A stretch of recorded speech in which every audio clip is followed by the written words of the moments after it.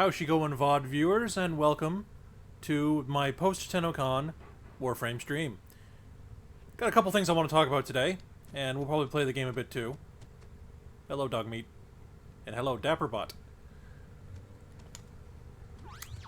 So, many people tuned into the stream of Tennocon in order to acquire this guy, Nekros Prime. Functionally identical to Nekros, except better aesthetic and better base stats. But regardless of having the Prime or not, I imagine a lot of people after this Tennocon have a Nekros that they have no idea how to play. So I'd like to give a little bit of education where I can. You know, not to say, ooh, I'm better than you or anything, just like, you know, it's like, hey, if you don't know what you're doing, I like to help. So, we'll just go over his basics first, so we can learn how everything works with Bone Daddy here.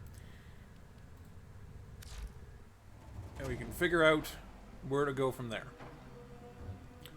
So, passive ability. Every enemy death within 10 meters gives him 5 health. It's not bad. It makes him kind of focus on melee, or short-range gunplay, like, you know, shotguns and such. It's not a thing you'll notice super heavily, but it is pretty good, and it is one of the things that helps one of his builds. I'll explain a little later. Soul Punch, his first ability. I don't like the name of it because it implies you've taken the eternal aspect out of somebody, even though they could still technically be alive. So that's a little weird. Also, hello, Knack, on YouTube specifically. This restream thing is great. I'm on 2 platforms at once here. But anyway, yes. Soul Punch was designed back in the era of, like, everyone's #1 ability was, like, just a little swoop projectile kind of thing. Soul Punch is interesting because while it doesn't do a whole lot of damage, because unfortunately, as you can see, its damage type is Impact, which is arguably one of the worst types. Particularly since anything with armor just laughs at you. However, it doesn't really need to do its damage to be effective. Soul Punch has hilarious physics force behind it. Enemies are just immediately ragdolled, if they can be ragdolled, when hit by this ability.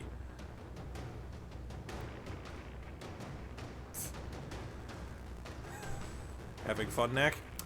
But anyway. So, Soul Punch, you'll never expect to make this do a lot of damage, but it is a very good tool if you just want to yeet somebody the hell away from you. Now, do be careful if you're fighting in a capture mission or another mission with an important NPC that you have to capture or not, basically not murder. Because if you do Soul Punch someone, or just any physics attack, basically, into a piece of terrain or in a position where they can't get back on the map, the game automatically kills them. And if this was your capture target, congratulations, you just lost the mission. So, you know, be careful with Soul Punch responsibly. Terrify, the atypical necromancer character in a video game's rawr, I scare everyone around me ability. In Warframe, though, it's actually really interesting. It's not as good on its own, but when you add the augment to it that gives it a slowing property on top of all of its other properties, it becomes really obnoxiously good. Not a lot of people use it, though, because Nekros' 3rd ability and his 4th ability are more what people build around. But with... I like building around Terrify a bit, too. Although it doesn't need much. Positive power strength, the augment, and a bit of efficiency, I guess. But, I mean, Nekros also is, like, the king of generating energy, so... Or at least for himself. So, you know, you don't need to worry about that as much.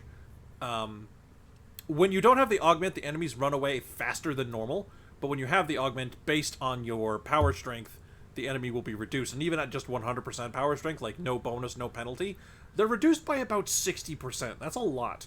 And it stacks with any other slowing effects too, which is hilarious. Because you can practically stop enemies with enough stacking slow effects. Like, basically their movement is almost imperceptible because of how slow they're moving, and it's great. Plus it's also armor removal, and I don't think you can armor remove 100% with Terrify. Or at least the amount of power strength you need to do so is, like, so impractically large that it's, like, you don't need to remove it all with Terrify for it to still be useful as an armor remove. But, you know, it's there. Desecrate.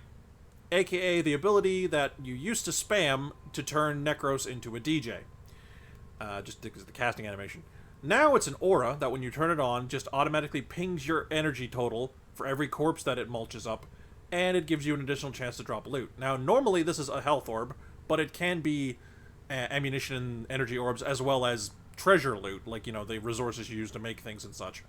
That's the main reason for it.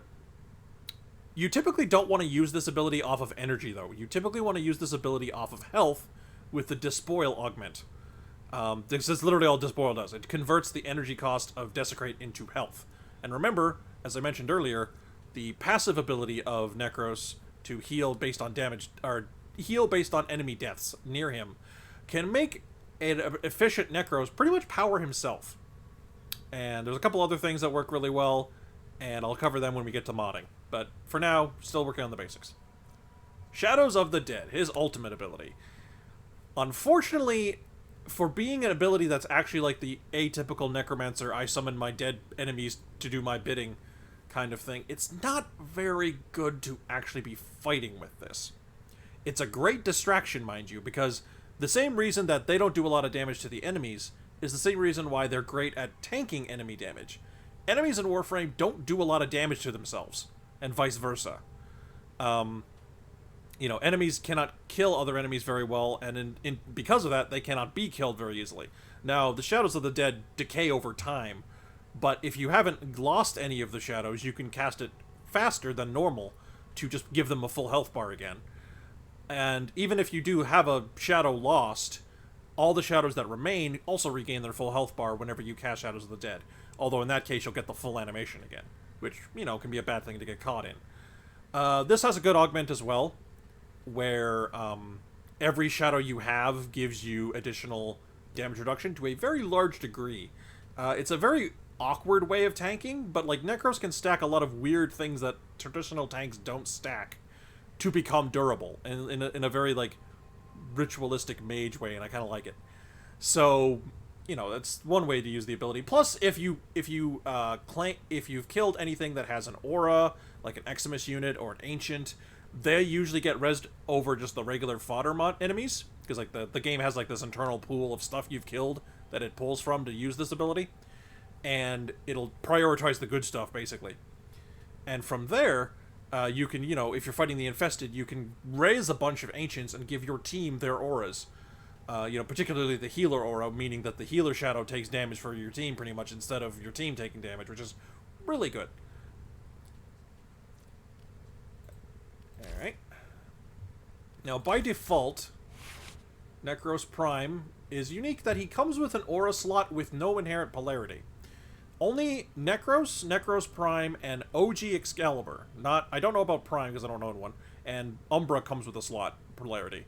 But this means that without the use of an aura form, which gives you the like super slot for your aura slot, Nekros can use any aura he wishes, only getting the full point value of the aura. So like, he only gets 7 points in, whereas somebody with the dash aura slot would get 14. But the dash aura guy couldn't then switch to steel charge without having to like completely retool the build. So it's interesting that way. The Prime comes with a few additional slots. I don't remember what the original Nekros comes with. I think I formatted mine a few times, so I couldn't tell you which one he started with. Oh no, I haven't actually. Excellent. Okay, yeah, so the one thing he gets is he gets an extra dash. He gets an extra dash slot. Nekros normally comes with the D and the Y, and a naked aura slot, which is always good. So yeah. Also, fun fact, Nekros is the frame I own the most copies of now, which is just weird. It's like you wouldn't think with me because I don't play him all that much, but although he is my go-to looter guy, so you know.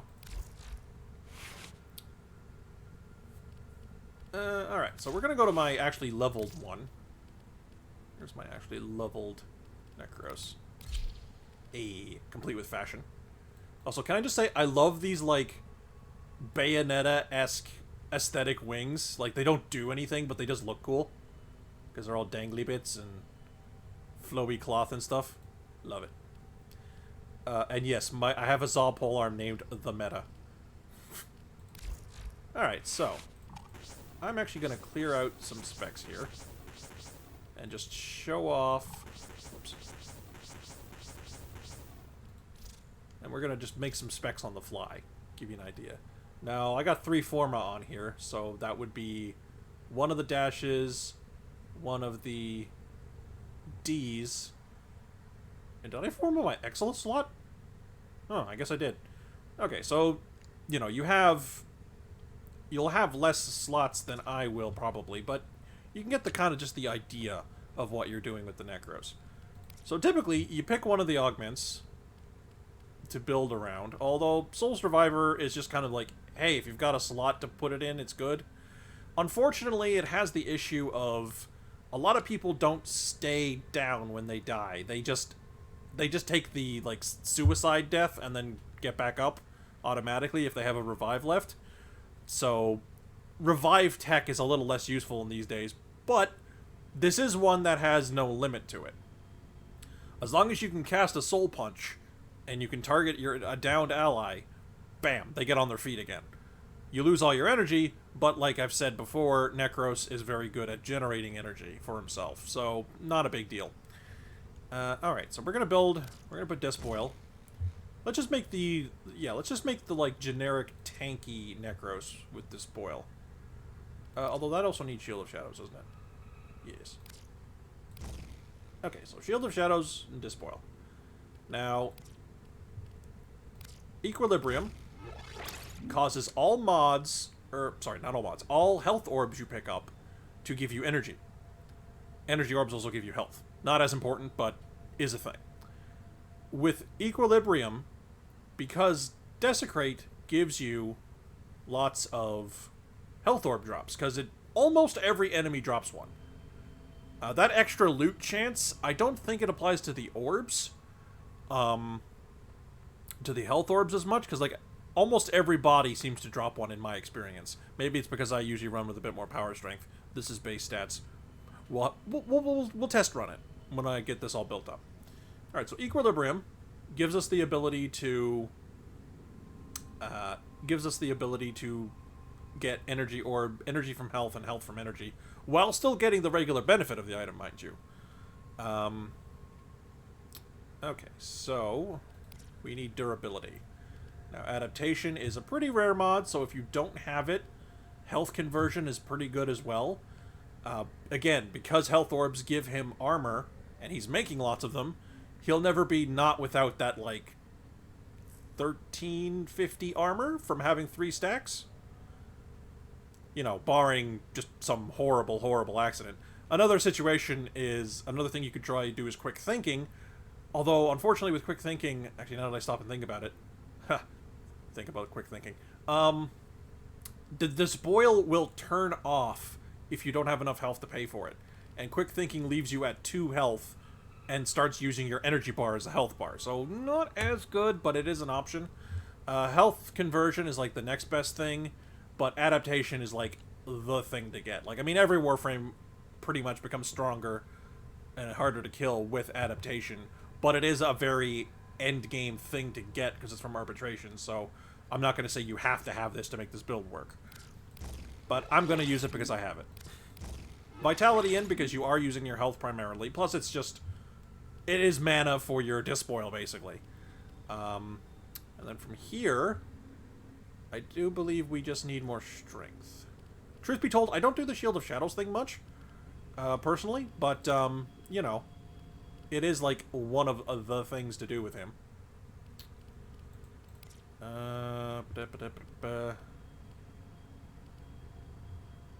Alright, so we want duration and we want power.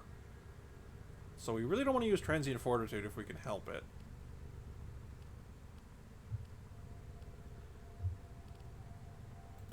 Strength. Let's see. I mean, there's that. Go like that. Yeah, I think no, that's not it, because that's that symbol. Why did I make you a Y? I wish there was like a history log. You could see what you've done to your frame and why. That would be handy. Okay, let's go to this. Well, I do need some range. Some range helps. So, yeah, let's just put that in there.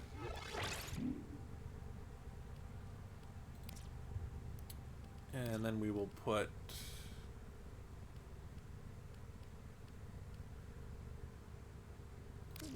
Constitution in there. A little bit of knockdown resistance doesn't hurt, because this game loves to throw knockdown at you at later levels. So not being on your ass all the time tends to help. If I go like this... 7 enemies affected. 6% times 0.3, so that'll be 1.8 additional. So each shadow gives 7.8. I was going to assume the game rounds down to 7, but it might round up to 8. Meaning 8 by 7. It's only like... I think you need like 200 power strength. Maybe? So let me just try... Whoop. Did not have enough room. Let's try that. And I do have a 10 power intensify. There we go. Enemies affected 7. Did you not? Shows how long it's been since I've actually played with Shield of Shadows much. I actually don't remember it not giving points like that. That's interesting. Alright, so there's an idea, though. You know, you want to keep the duration normal because you don't want the shadows to bleed out too fast. And you don't want to be spamming all of your energy just keeping them alive. Although I'm not the biggest fan of not having any efficiency on this build. Oh well, Equilibrium is effectively efficiency, so, you know, it should be alright. A little bit of range. This could probably be a power mod instead, but I don't know why I have a Y in that slot. Probably for the Terrify build, if I'm going to be honest.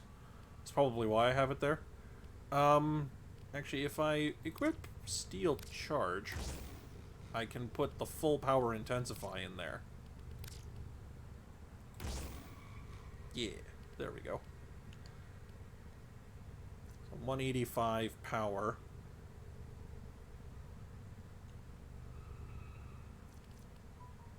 Whoop.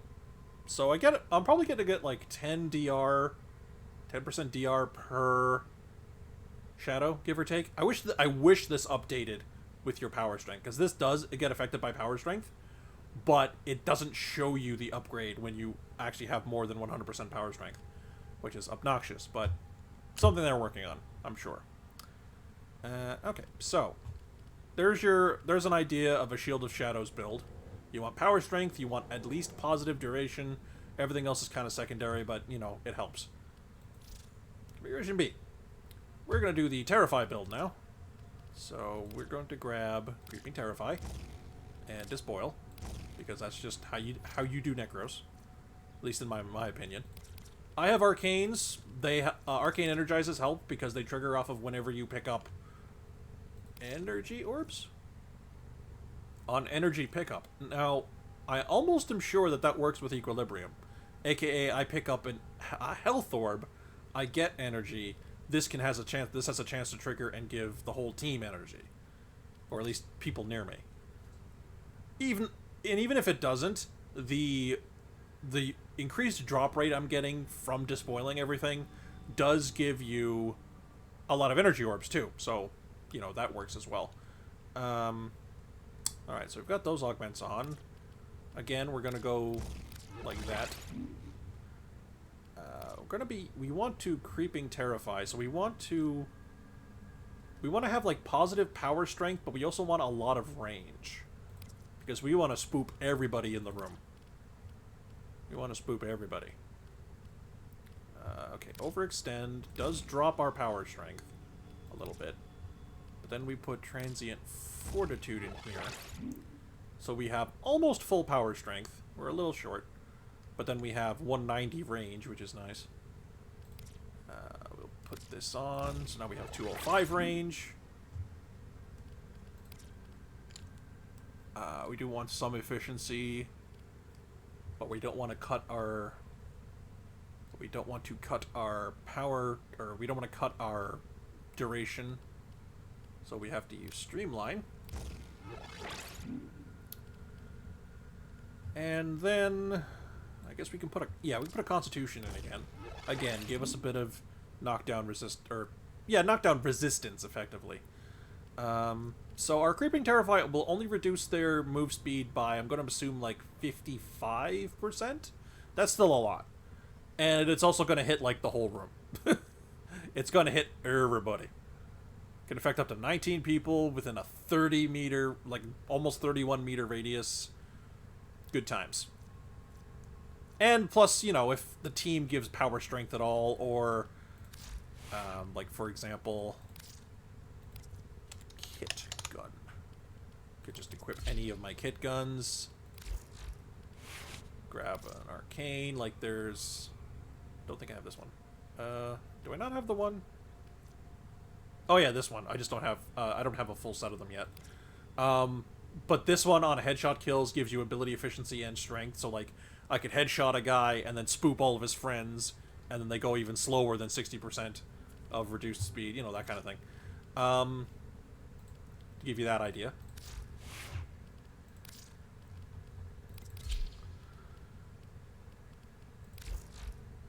You know, so we've got this set up. And again, like I've mentioned, the adaptation can be subbed in for health conversion. Easily enough. And then we're on to C. We put in... I'll just put in the steel charge for now, because Nekros does like being in close range, even though he is a bit squishy. Like I said, he's got the weird, like, ritualistic ways of keeping himself alive, so... You know, steel charge is usually pretty good. Just increase your base melee damage. This will be one we give Soul Survivor to. Still have Despoil. Still have the adaptation and vitality. So Soul Survivor really just needs efficiency. Like this is probably gonna be like the most loot gremlin-y of the Nekroses. This is the guy that's just gonna mulch up all the bodies. 70% efficiency. Desecrate. Only costs 3 per enemy. So, literally, it only costs 3 per enemy. If I find... if I get enough... If I get close enough to enemies, when I kill them first, I get 5 health, and then only spend 3 of it to mulch up the corpse. So the next guy I kill in line helps me pay for mulching up his friend behind me. It's pretty good. You know, I love little efficiency loops in games. It's one of the reasons why I used to love Magic the Gathering so much. Okay, do I need duration? No, because Soul Survivor is just pop, you're on your feet again. And Despoil is affected by duration? I can test that. It doesn't look like it is, actually, so we can actually forego that. Does that affect the loot drop? No, that's just flat 45% chance. Okay, so we can just get the 2 efficiency mods going there, and then we can just go range. Yeah. Range for lots of,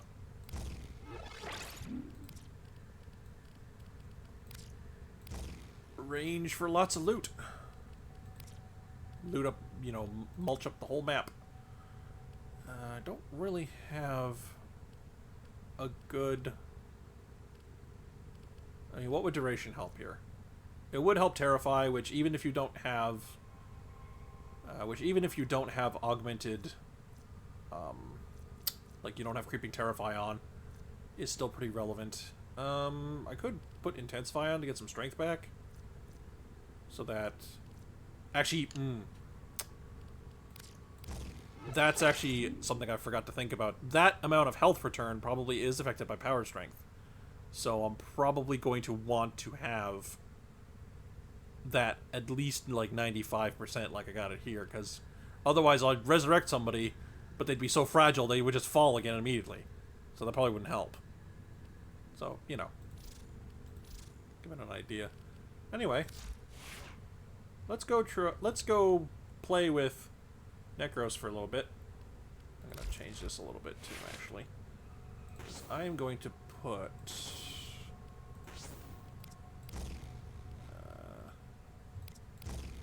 I require more Vespian gas, but more importantly, I require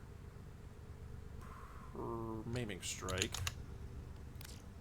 Boom. And then I require Fury? Yeah, that ought to do. Primed Fury. I really need to... Man, this thing needs a lot of Forma. Oh well. Let's just play with the meta. Nekros Prime. I'm gonna switch my operator to Neramon. Because Neramon does fun things with the melee combo counter, and I want to play with melee for a lot here. Okay, so in our Nightwave, what do I need to do? I need to help Clem, I need to do capture missions, and scan crap. Alright, let's go help Clem. Where's Clem? There is Clem.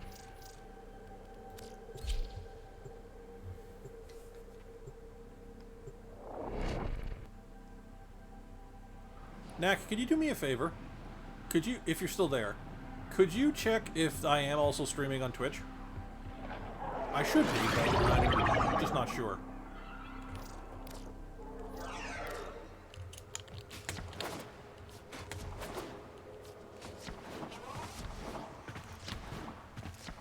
Yes, I know I can fast travel to the thing, but I mean, come on, Space Ninja.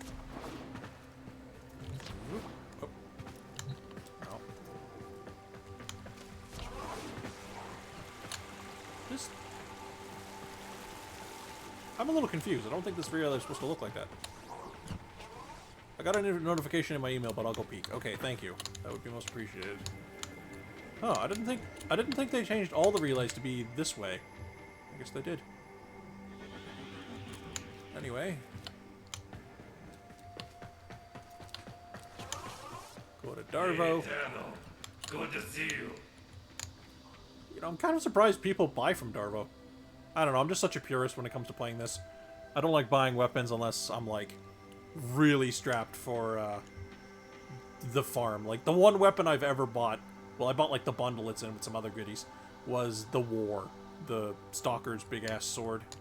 So, Tenno, you up for so? What do you say? Let's go do that. Will you help him out? And I just could not be arsed to do that much RNG upon top of RNG on top of RNG. He was like, nope. I have some plat. I'm going to buy it. Fuck it. I use the armor a lot still. I don't even use the weapon much though anymore. This is it. The merchandise acquisition mission.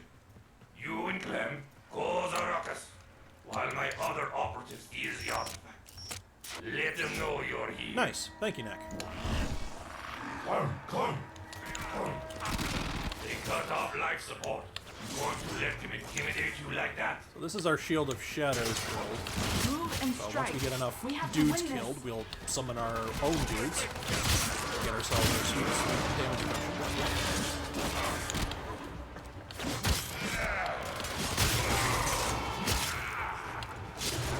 That was a close one. That'll be enough.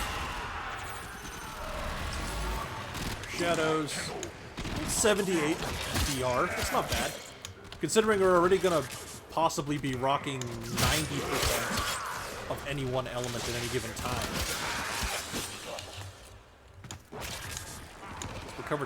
We're covered in silly string. Also, yes, I like my neon green energy color.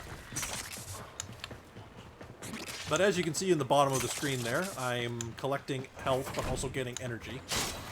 So, energy concerns, I have none. Another capsule. You know, as long as I keep killing stuff, I'm pretty good. It's kind of funny though, Nekros is, unlike most Necromancer characters in video games, he's not the best at killing things with his powers directly. He's just very good at messing with stuff when it's already dead. Getting more benefit out of murdering with his weapons than other people do. Which is interesting, I'll give it that one. Would I like it that his shadows, well, one, if they stayed with me, and would I like it if they were more, like I could play more of a summoner type character with them and have them actually achieve relevant amounts of damage? Yes, absolutely. But, you know, it's not like he's not useful. He's very useful. Even if for nothing more than, hey, he makes people drop more loot from their bodies. I mean, he was... You know, Nekros was basically built on that concept for the longest time, but then they realized, people like to do things in this game other than press 3. So, you know, made him a little more complicated. Oh, cool. That's a neat thing. If the enemy you've made a copy of can sit on a turret, they will. It's pretty cool. Mostly because it means the enemy can't sit in them and suddenly blow you away when you're not paying attention. Joe's kid. Here comes another. Get them, boys. Yeah, I do love my summoner characters. I play a lot of witches in Path of Exile. A lot of them have summons. Only time I ever didn't in Path of Exile was when I played like a Chaos Witch. That was a character who played minionless. Hey, don't forget about this capsulator.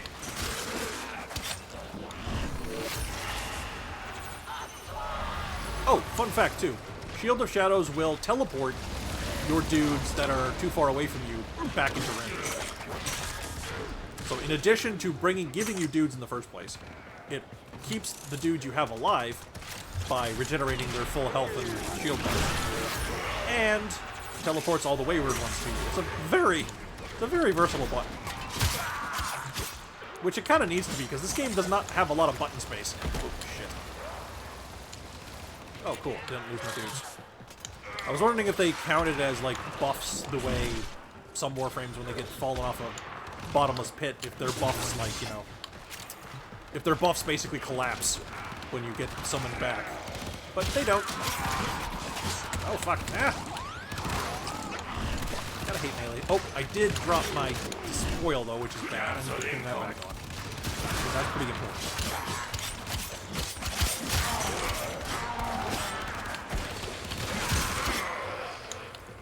But we're good to go. So, as you can see, pretty simple to play. All you really need to do, I mean, this is low-level content anyway, so this is going to be easy regardless. But even when you're higher level, it's just a matter of paying more attention to your own health bar. If you're running an operator that can heal, using it every now and again. And making sure your dispoil doesn't fall off from either having low life or, like, walking into a nullifier bubble or something. As long as you keep that running, you can keep the Shield of Shadows running, just keep your Shadows running, which will also just eat damage just because things shoot them as well as yourself. You know, just more bodies on the field. And, you know, keep the Shield of Shadows itself going, meaning anytime you do get shot, it's got to go through, well, for me, 78% more damage reduction. Then it also has to go through... Oh, hello. Oh, yeah, boss arena. Forgot about that. You should too, buddy. Let me show you the meta. Oh. I'm gonna guess where these special rockets are flying out of. Just a hunch. No? Where did he move? Oh yeah, there he is. You interested in some half-price life support? Can I res him? Joe's kid. Here comes another. Don't think so. No. Can't res him. That's a shame. That'd be kind of fun. But I'm pretty sure, even though it's like a field boss and it's like basically just a souped up regular enemy, it counts as a boss, meaning you probably can't, can't pick it up. You know, Hey, don't forget about video game reasons why things don't work. So we'll finish helping Clem here. And we'll try out the Terrify build. What would be a good mission to try that on? Well, the capture wouldn't be bad. Because, I mean, capture missions are pretty simple anyway. Like, you can very easily speedrun them and not even give a crap about the rest of the mission. About any of the enemies around you. But, like, if I could turn off all the enemies around me, except the capture target, because they're always immune to Warframe powers for some stupid reason. You know, that'd be handy. And Alright, maybe we'll try the Soul Survivor build. We'll get in a group and see if we can resurrect somebody before they just kill themselves. I don't know. Something to think of. Did I res a Nox? I don't think I got a Nox. Hey, dropping another capsule. Yeah, even if you get... another little thing to note with Nekros is that the level of his dudes does not scale in any way. It only does based on resurrecting a new guy with a higher level. So, if you've managed to keep your guys alive for a long time, you might want to actually let some of them die. If you're in a long time mission and the enemy levels have significantly increased since you spawned in your guys first time. Because then you'll get... I mean, their damage won't be super relevant, but like, more health, more armor. You know, they will do the sponging of damage for you thing better, which is pretty good.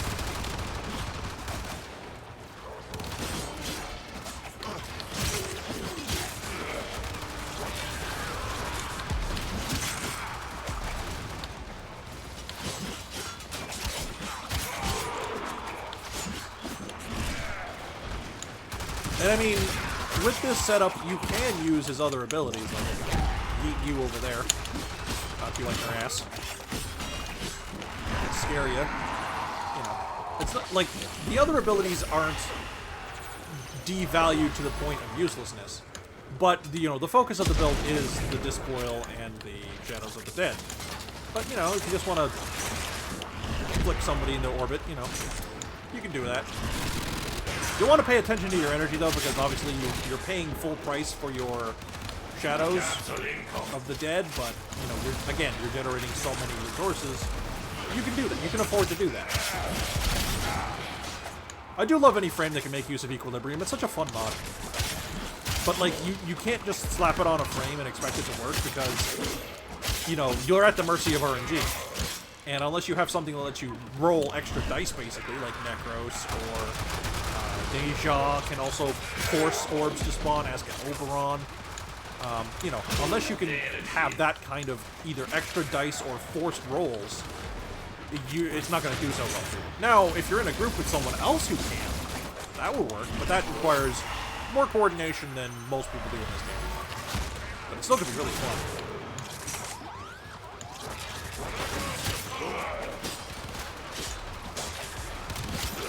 And I mean, hell, if you really wanted to. Have that button set up? Yes, I do. You could channel.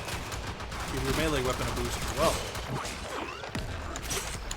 Since, I mean, a lot of the times you're not even really casting your abilities other than refreshing your shadows now and again. And then, like, oh look, my meter's full again. Now, some of that might be because I have Arcane Energize, and that makes it last better. So, like, basically... Oh, we can leave. Basically, like any Warframe, the more you can put into it, the better it'll perform. But even just the basic concept of how this build works will work without having to have, like, adaptation or... Because, I mean, like, if you don't have adaptation, what you can do is just make your power strength better. And if you make your power strength better, you can go from these, like, 78 Shield of Shadows that I have and get, like, 90%, like, get the cap, and get more defense that way. But I have adaptation, so I use it. At least you do. Excuse me, pardon me, coming through.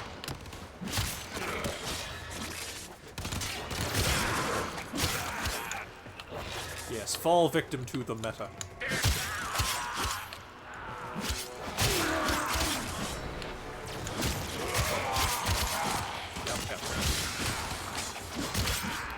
Yeah, this is definitely better with the right stance. I was leveling this weapon with, I don't remember the name of the stance, but it was a lot more, like, pokey. It was a lot less, like, twirling around and, like, smacking everything around you. It was a lot more like, I'm going to specifically shove this up the rib cage of this guy in front, one guy in front of me. Which, you know, is great and all, but doesn't really help when you're trying to hit, like, 5 guys at once. Hey. You did it. Helped Clem. You can handle it. We get some more Clems. Clems for everybody. Didn't get anything else really relevant, but that's fine. Or meth up.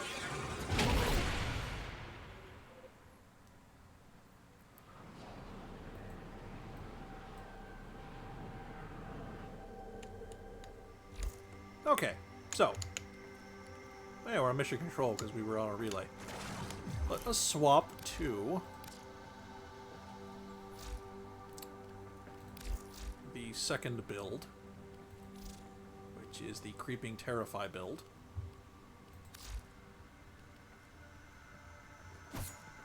Yeah, we can still just rock the meta. We'll be fine. So what else do we need to do? Hey, Convectrix.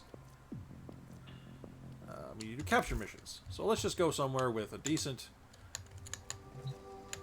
navigation. Actually, let's see if there's any, like, fissures. Here we go. Let's do a fissure at the same time. Because I have a lot of these stupid cabbages I need to open, and they're not going to open themselves. That'd be great if they did. One that has a forma in the common slot. Yeah, there we go. Yes.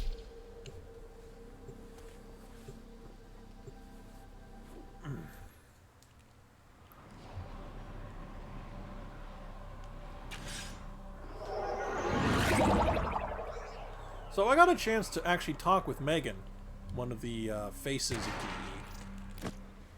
You are here on a capture mission. You must find, capture, and extract I'll let the voice our of target. Rebecca finish her thing there.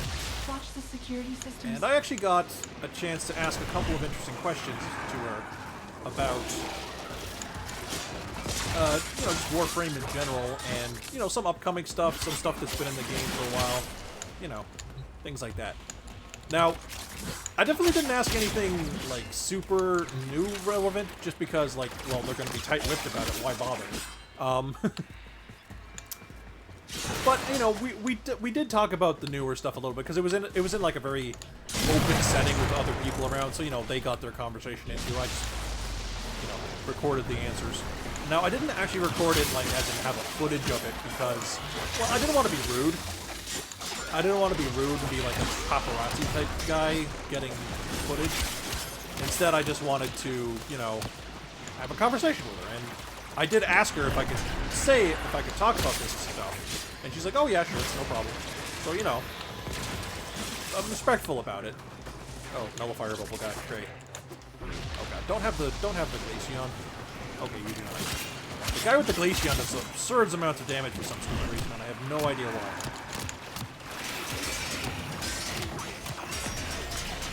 Your tiny bullets mean nothing to me. Mission complete. The captain Run away in is escorted fear to the or extraction point. mutilated Well by my done. robot. That's fine. That works too. So anyway, one of the things I asked is a very minor thing, and it's kind of on topic with us talking about nekros, is what are health orbs? Now I asked her this because they're not just a gameplay abstraction, or at least I don't think they are. The relic has been cracked open. Finish your mission to find out what's inside. Now, she admitted that they're mostly a gameplay abstraction from their design point.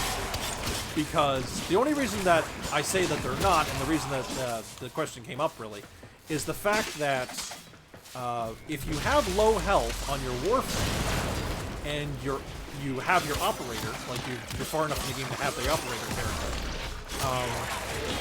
you get a message from them sometimes saying, oh god, that really hurt, I need to find a health orb.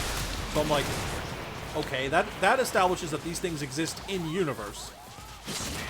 And thus, what are they? You know, that's what came across my mind. Now, they admitted that that was something of a fourth wall break, because they realized people, like fresh players, like Day Zero players, who have gotten far enough in the game to have their operator, who've gotten far enough to have their operator, may not be as on the ball as someone like myself who's got a couple thousand hours in this game, and like practically operates on instinct, rather than, or instinct and reflex, rather than active thought. You know, it's become muscle memory. So, you know, having the operator point out, hey, you pick up the red things to not die, is kind of the idea. She didn't, however, confirm that they were completely separate from these games. And some ideas were thrown around as to what they actually were, and while, again, nothing was confirmed hard because, you know, they want the mystique of it to be on the players a little bit too. They did confirm, or Megan did confirm that what I said could be true. Basically, we're at the Shordigener's lore. You know, it could be true, it could not be true, but until we get confirmation, we'll never know. 100%. But what I think health orbs are is a very, like, impure / diluted, like, thin kuva substance that allows the Orokin back in the day to body hop and cheat death. Now, the reason why it's super diluted is obviously that it's being run. It's been like, you know, it's been eons since the Orokin were new, and the kuva that is freely floating around is basically full of pollutants, right? It is, however, the reason why it's still good for giving you health, it is still a medical super substance. So it can fix the basic, your basic meatbag body pretty well. But it's not able to do its ridiculous, like, science fiction that's basically magic stuff.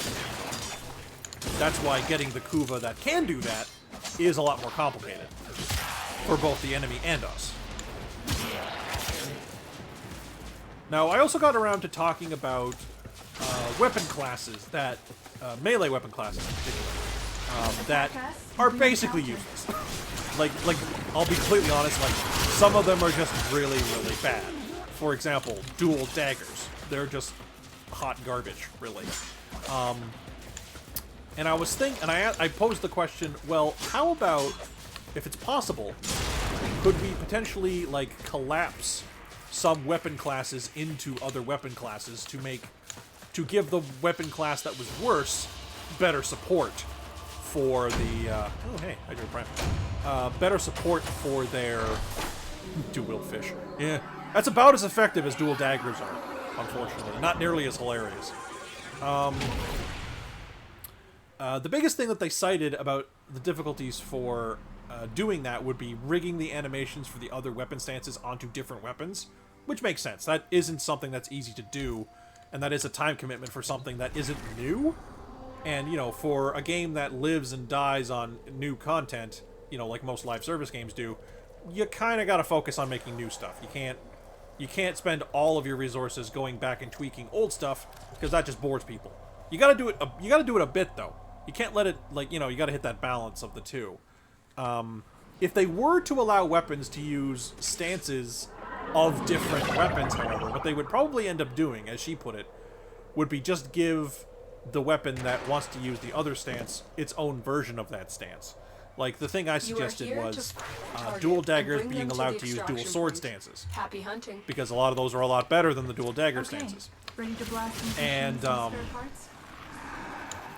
you know, and she used that, but she went, at that point, we might as well make a new stance, is what she said.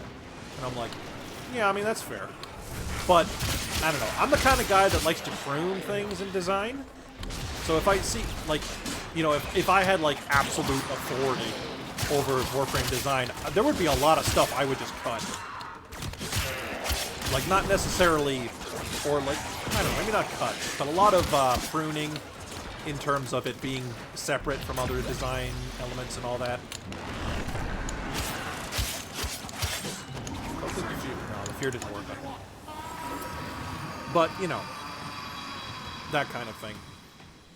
And I also talked about, like, what's the threshold on a weapon being, like, so dog shit that they have to do something about it? Like, how bad are they willing to let a weapon be, basically? And she basically kind of gave the semi-non-committal / you know, kind of canned answer of, you know, weapons will be better than other weapons. And, you know, like, yeah, that makes sense. But, you know, she did mention that they are constantly going through and giving weapons repasses over of their quality. And when it's appropriate, they will update things. So, you know, dual daggers just haven't had their time in the sun yet. That's all good. That kind of thing.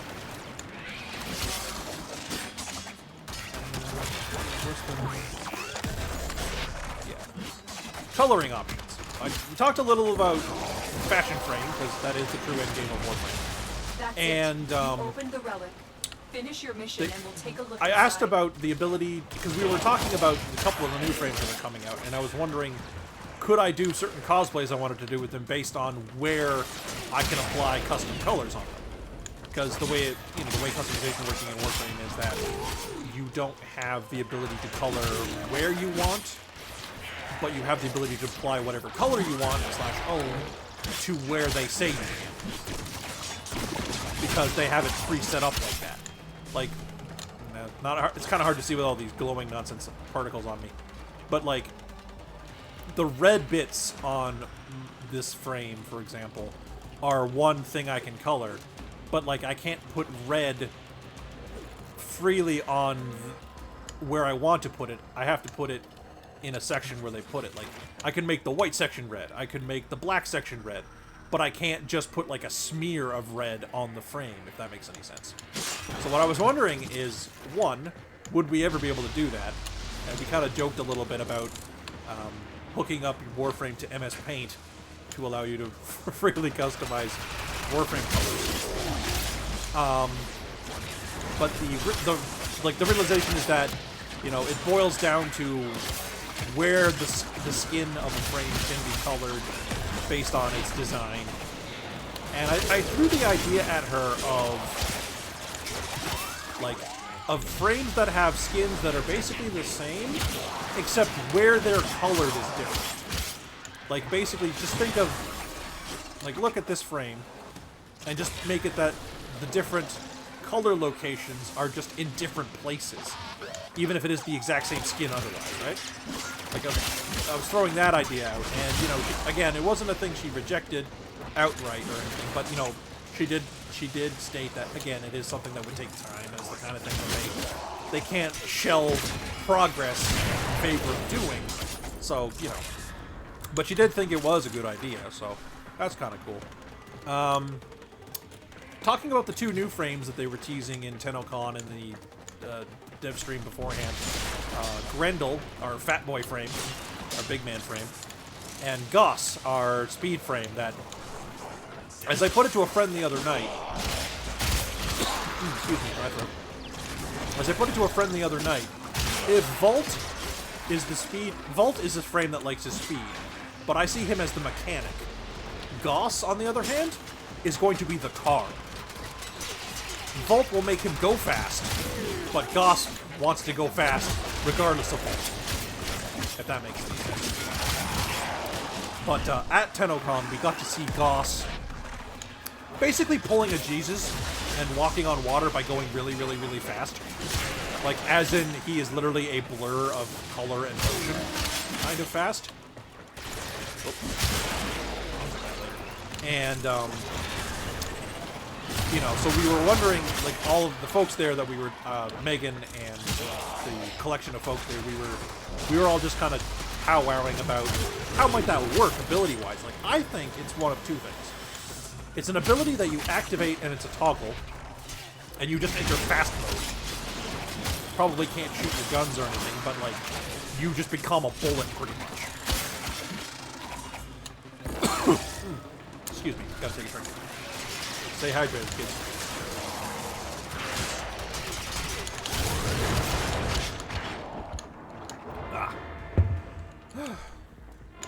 Okay, that's better. Or the other option being that it's like, as you hold the button, you go into super mode. You know, that kind of thing. And, you know, she didn't discount that, but, you know, didn't confirm or deny, because, you know, developer, gotta be a little tight-lipped about the surprise stuff that's coming up.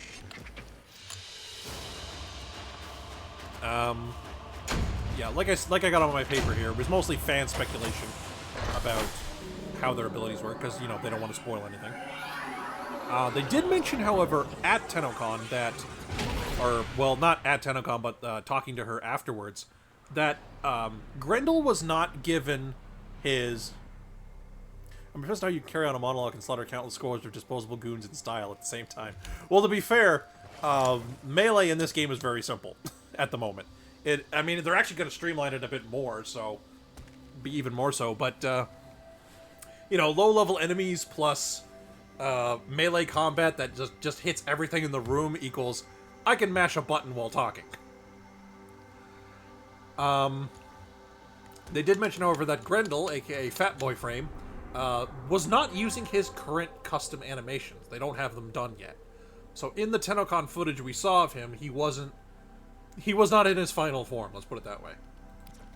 So I look forward to seeing his animations, although we did get to see one of his idle poses, where he does like a sumo stance, and then does like a hand slap in front of himself.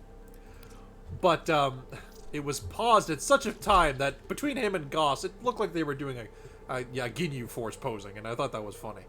And one other thing that's not on my page here, but I did ask about it, is because you are here on a capture Quiet Shy mission. proves that the Orbiter can handle like thousands of objects moving about and pathfinding in it. Admittedly, with a lot of frame dropping. But because of that, I asked Megan, would it be possible with a more reasonable limit to have all of your organic companions, or at least a couple of them, out at once? Because there's a thing where you don't have to age up a Kubro puppy or a Kavat kitten, or your Helmet Charger, what would you call their young? I mean, it is a dog, but it's like a virus zombie dog. So I guess you still call it a puppy. But you know, you can keep them young because like you have to manually age them up to make them combat ready, instead of having to wait as you did before. So like, so I was wondering, like, would it be possible to just have a bunch of puppies and kitties running around your orbiter, and you know, like, she's like, yes, that would be amazing, and we would love to do it. And it's certainly possible, we just have to figure out how, because, like, I think part of the issue is that part of the system for the organic companions has like, things coded in where you can't have multiple organic companions out, because it has to track the health and happiness of an organic companion, basically. Whereas like the little domestic drones were literally just objects that had pathfinding and could move. But at the same time, like she was thrilled with the idea, and as was everyone around when we were talking about it. And it's cool. Like, I definitely can't say confirmed or anything, because again, it was just a dead spitballing of a fan. But you know, it's probably something they're gonna try to do at some point. Because, I mean, why not? It's fun. And that's the thing that Digital Extremes does with a lot of their design, is just, why not do it because it's fun? I mean, for fuck's sake, they added hoverboards to the game. Transference still holding. And, like, they're not even super relevant or game-breaking or, like, necessary for progress. It's just, oh, by the way, in the open world sections, you can have a hoverboard now. Like, okay. Sure, why not? And you can do sick Tony Hawk tricks on it, and or ragdoll off it hilarious if you fail to do those tricks. Like, yes, why not? If you can make it work in the game engine, do it. I'm sure somebody absolutely loves it. I mean, I'm not huge on it. I use it sometimes, just because sometimes it's faster than getting an Arcwing out, or just or walking. And you know, sometimes you want to do some sick tricks while you're going from point A to point B, so like, why not? Oh, there is an endo ball. Whoop.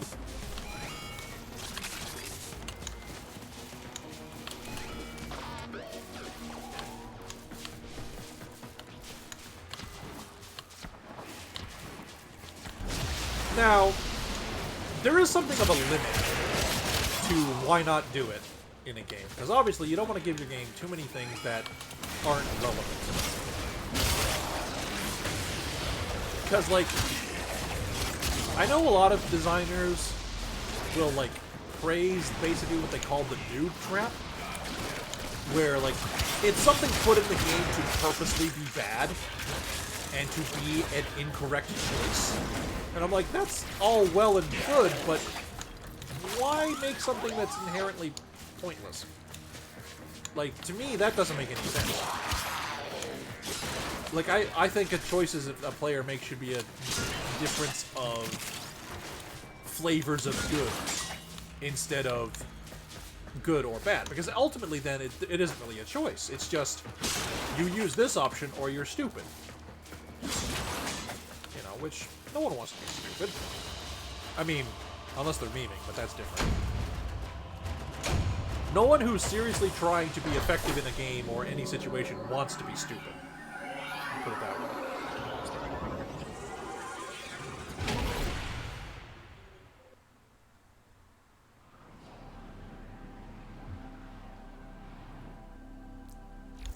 Alright, so we got that Nightwave mission done. Silver Grove Specters. I don't want to do that. I want to fish at the moment. Alright, so we can take a break from this for now.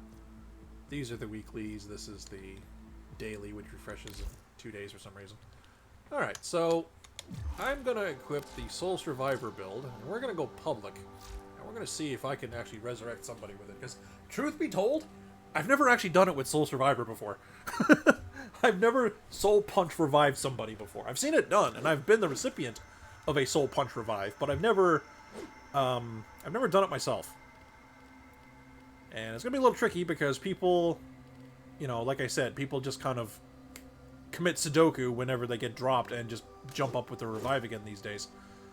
An option I really don't like, but I'm the guy who plays the healer in games, and, like, basically cutting me out of the equation isn't going to make me happy. Let's put it that way. Brief hydration break.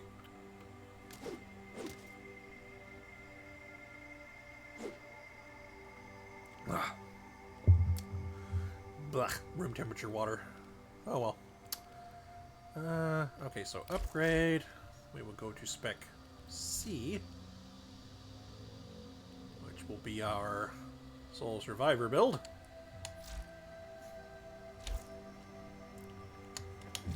We will... no, we can stay in the relay, but I do need to switch to public. And then I need to go to here. And that's public a mission. We gotta pick somewhere where people could die. There we go. Defense mission probably will do it. That's a bit morbid of me. I'm looking for somewhere where my companions will die, so I can experiment on them.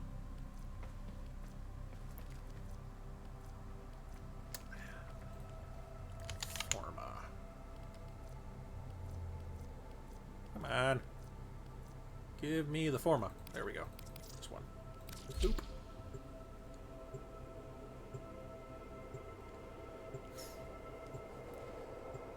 I'll let them know I have Soul Punch or Soul Survivor. Maybe that'll make them stay away from the murder self button. The enemy is at our doorstep. We must defend our equipment until reinforcements arrive. If we can avoid alerting them, this may be easier. Hey, heads up. I have Soul Survivor, and I want to show it off in a video. So if you drop, don't kill yourself. Let me res.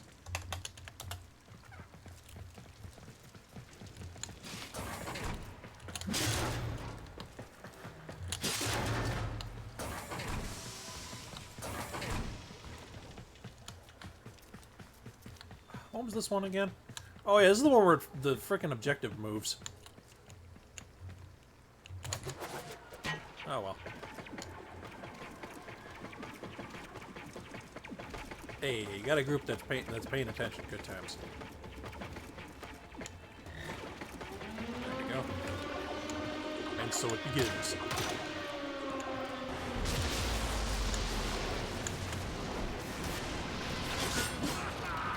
Where's everybody? Oh, they're below me. Well, don't I look foolish?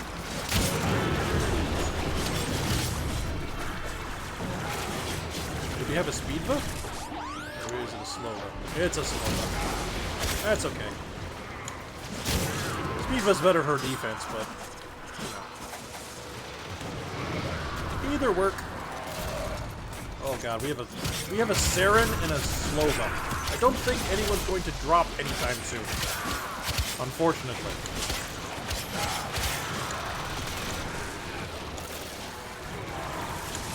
See, this is where I wish this was a radiation sortie, because then I could kill someone on purpose to demonstrate. As fucked up as that sounds.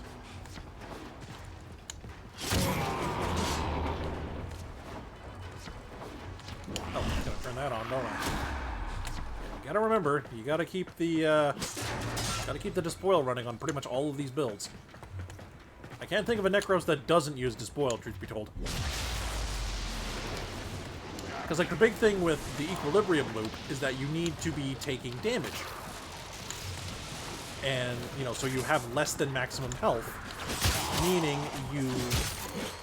there is a workaround, but for the most part, you want to have your maximum health, or your health, you know, below maximum at all times. Oh shit, we're in the wrong spot. Get him, Dapperbot. Yes, that is the name of my Moa. Because he does indeed have the top half.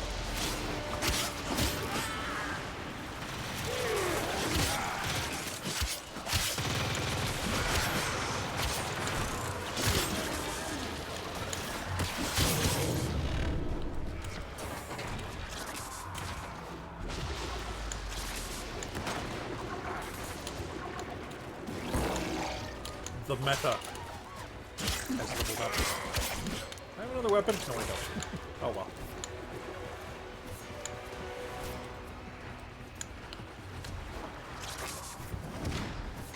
Probably should have brought another weapon, but oh well.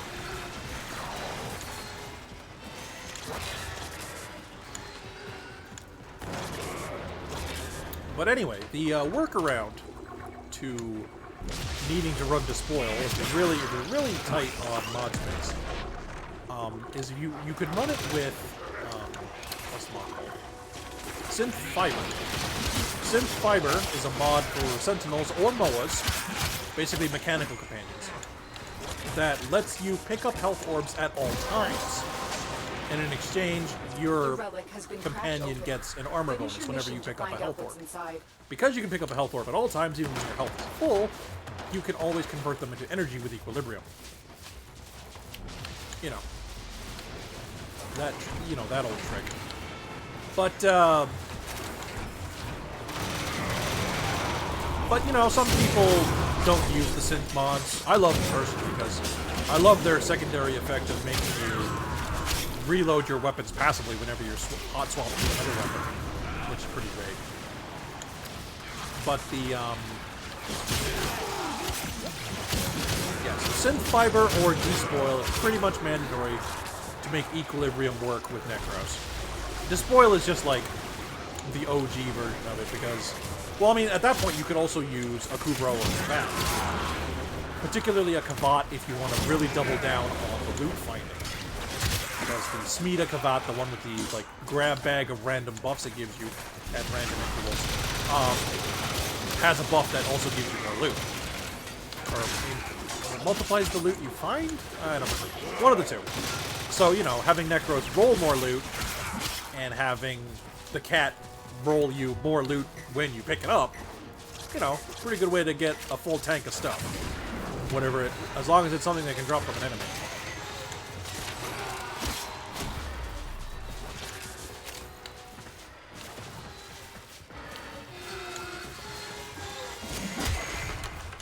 Stop.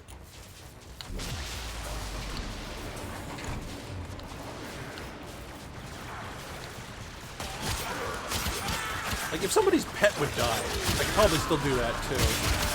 Like, as long as it's a companion that I can pick up with, like, the X button revive mechanic. I'm pretty sure I can soul punch it back into existence.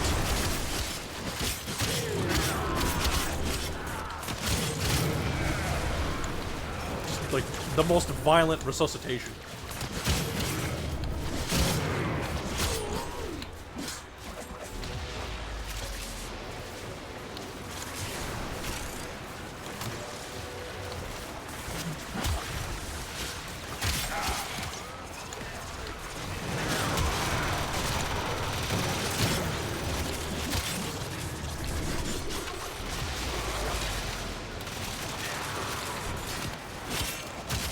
Although, speaking of resources, I really, really, really wish that Digital Extremes would let us sell the mundane, like, star chart resources. Like, the polymer bundles I just picked up off that guy, for example. Or the plastids that I'm picking up now. Like, give me the ability to sell those. Even if it's for a single credit each. I am at capacity on many of the resources in this game just because I played it so much. But you always need more credits. Because it's like an underlying tax of just... Underlying tax of playing the game. Is that you need credits to basically operate the coin-operated stuff on your ship. So, you know, having the ability to... Like, basically, I'm really against having a resource that eventually becomes useless. Like, I know they might release more things that need it, but, like, they'll never release enough things in a row that I run out of stuff by needing to make it. Plus, if I was actually out of something, I would have incentive to play the game more by needing to farm for, I don't know, just like fucking polymer bundles or something. Because if I need, you know, let's say I sell all my polymer bundles for credits because I'm, I don't know, gambling or something, and then something comes up that needs more polymer bundles, hey, I have an incentive to play some of the regular content in the game again. Because then, oh look, I need more polymer bundles. I'm gonna go punch some dudes till polymer bundles come out of them. You know, real basic shit there.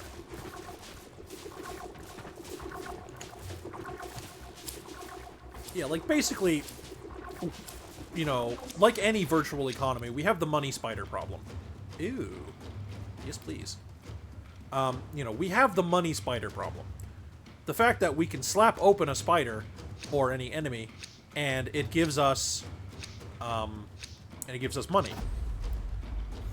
It gives us resources. The big issue, of course, being that without something that endlessly consumes those resources, we're going to get a glut, and then stuff won't be worth anything. Now, admittedly, because this is an FTP game, we have the benefit of we have the benefit of a currency that we don't get out of money spiders, because, you know, platinum is only obtained and put into the system by people spending real money on the game, and then it's just bartered between people and then eventually consumed by spending things on things in the shop. Let's go on the offensive. Basically, I want a way to have more of the resources in this game get consumed so that our insane ability to acquire them has a point.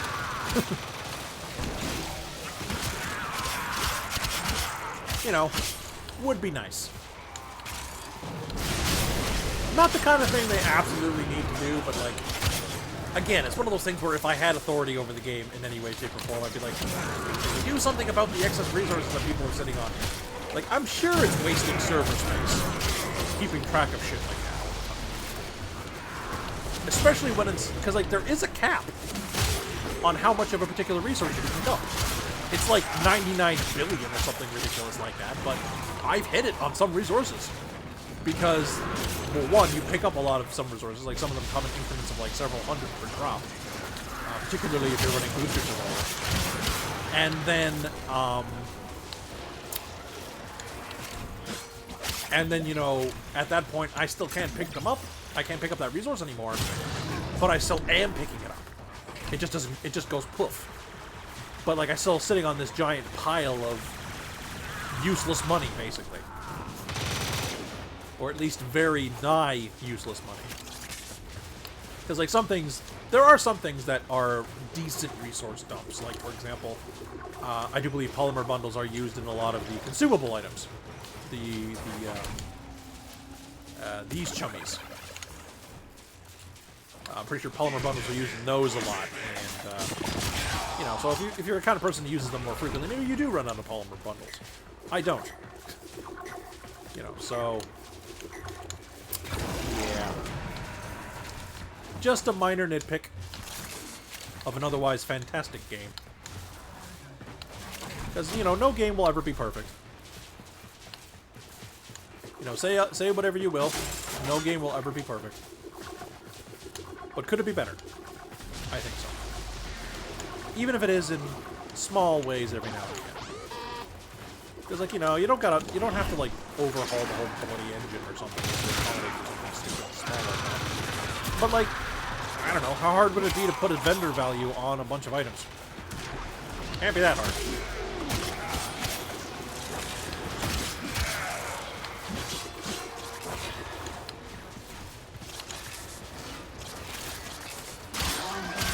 Unless we're in a situation like the World of Warcraft backpack thing I heard about, where they literally couldn't change the size of the World of Warcraft backpack from the standard 16 because it was so buried in the code that has since been like absolutely layered and layered upon by expansion after expansion and patch after patch, that if they tried to change it, it would like literally break the entire game.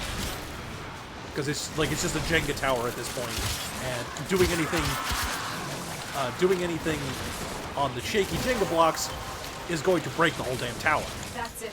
You opened And so it's just not worth it. It's your mission. You know, unless it's in that situation. But I don't think it is. Because Warframe does go back and fix really, really, really, really old things more frequently than that. So, like, I think they got a better handle on it. Oh, that was actually something interesting that I did learn as well from Megan at my Tennocon talk with her. Apparently they do have like a hard archived setup of like all the past patches for Warframe, and they said they could theoretically boot it up, but it would break everything, which makes sense because it would then we would have all this shit that's not in that patch trying to be loaded in that patch. Everything would just break. So, you know, as funny as it would be if the game rolled back a patch or two, or like all of them, on an April Fool's Day event or whatever, they couldn't do it. They don't want to deal with the fallout of doing so, which makes sense.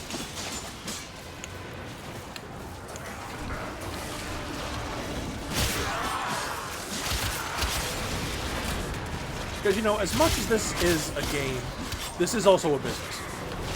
And, you know, especially with an online business, customer uptime is a big important. So, you know, they decided to err on the side of caution and, hey, how about we, you know, not do the stupid thing with the rolls that will break the game for, like, a couple of years. So, unfortunately, this is not the best demonstration of Soul Survivors effect, because we're not, nobody's dying. At least, well, our guys, anyway. A lot of enemies are dying, but I can't really soul punch one of them back to life. As funny as that would be.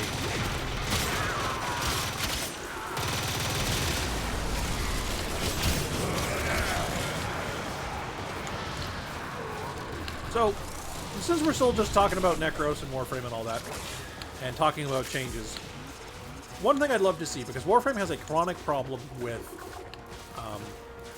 summoned creatures, in that most of them suck. At least for being an actual source of offense. Like I've mentioned, the shadows, especially with Shield of Shadows, are particularly good at sponging bullets because they're just in the way, which is fine. But it feels kind of shitty being the Necromancer character who can't kill things with his minions. You know, like it doesn't feel it's a thematic feel bad. You know? So, what I'm thinking is that instead of, with Shadows of the Dead, instead of letting us summon anything with it, like this is a concession I'd be willing to make.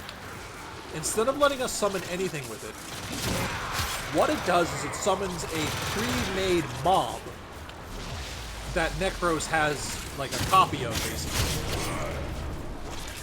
Like a mob that's designed purely to be a Shadows of the Damned shadow. And you just need to have killed X mobs to spawn in enough of them.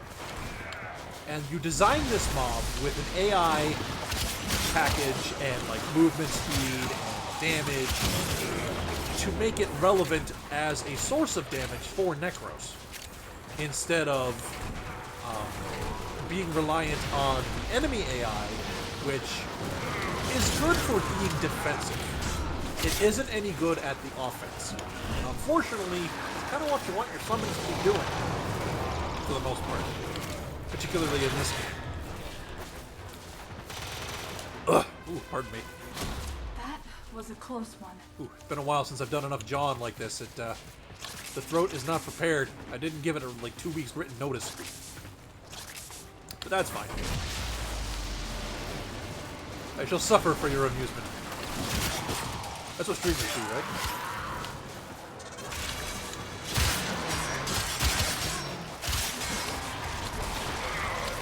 That or, you know, show off their kids. You don't want to see that.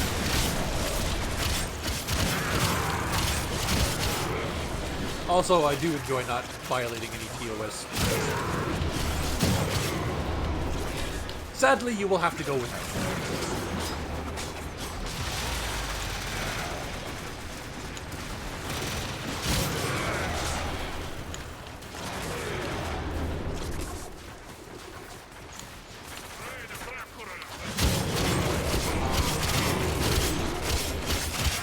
Fear the meta.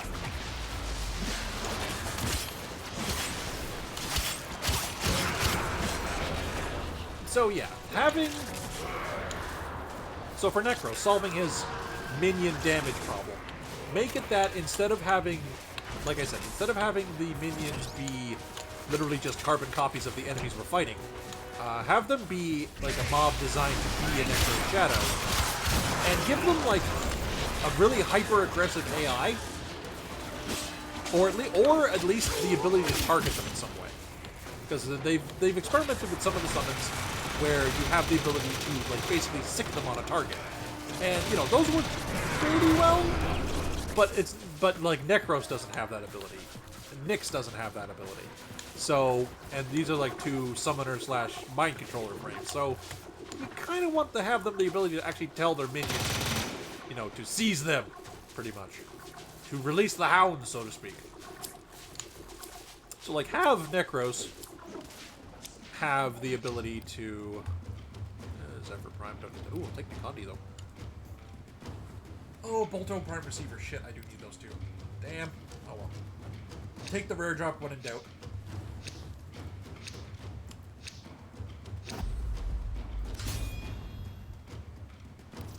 Hey. Forma.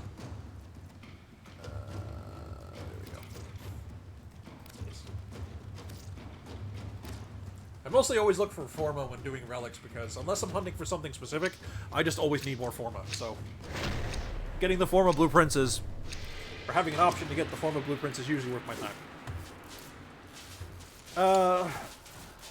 Yeah, give Nekros a specific mob that he generates by killing enemies and then casting Shield or Shadows of the Damned, and give them like a hyper aggressive AI and a gun. You know, air quotes. Shoot like spooky bolts at people or like spooky blasts at people or something. But, you know, a gun, mechanically speaking.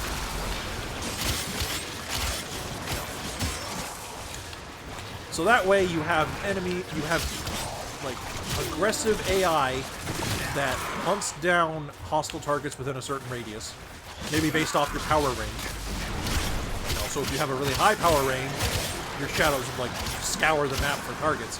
But if you have a lower power range, maybe they stick closer to you and act more like bodyguards. You know. Pardon me. That kind of possibility.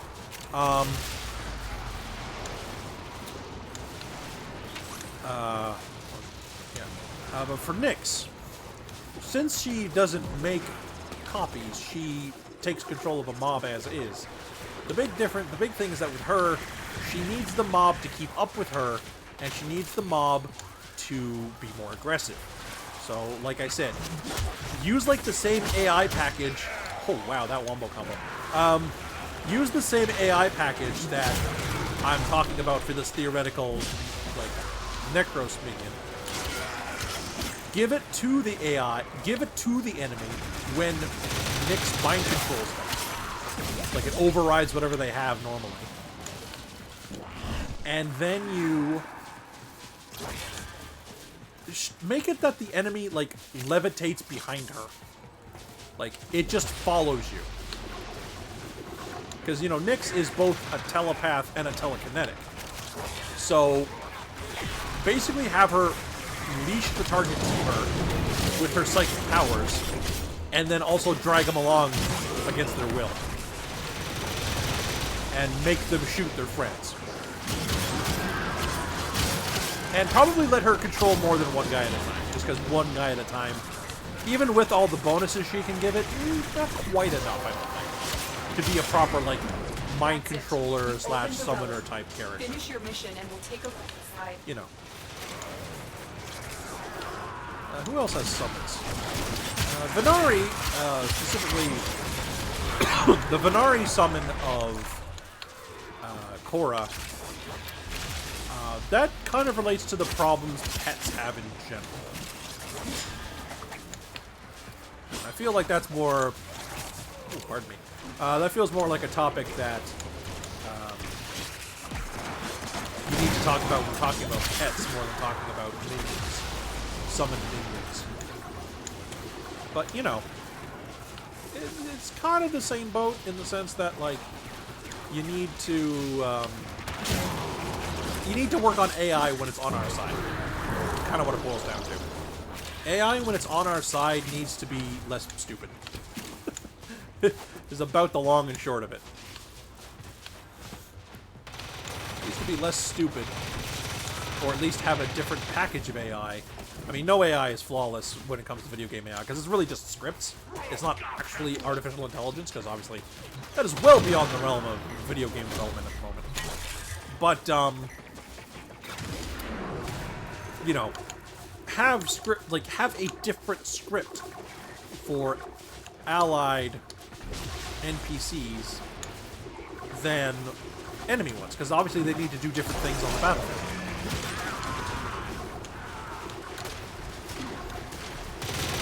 Who do we have in the group anyway? Sarah, Nova, Rhino, and myself. Okay.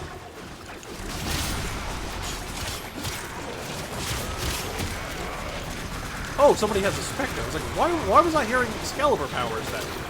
Somebody has an Excalibur Spectre. The Spectres actually have a fairly decent AI package. Oh, interesting segue there. You know, they're not the best with all weapons. Like, they seem to be really bad with bows and similar types of, like, aiming projectile type weapons.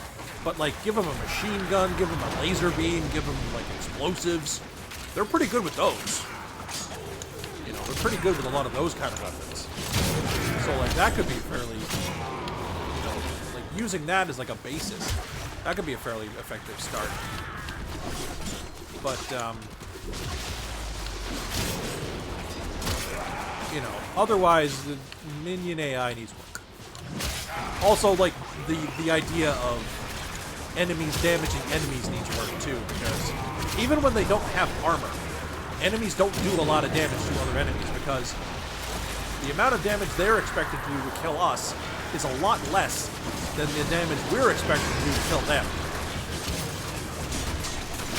Now, this works fine for when we are attacking them, but when we co-opt one of them to attack for us, we end up with the problem that we have now, where it kind of just isn't worth it. Other than for whatever fringe benefit controlling or resurrecting the certain type of enemy gives us, like I said, the ancient aura, the ancient healer auras and stuff like that. So, you know, that kind of thing.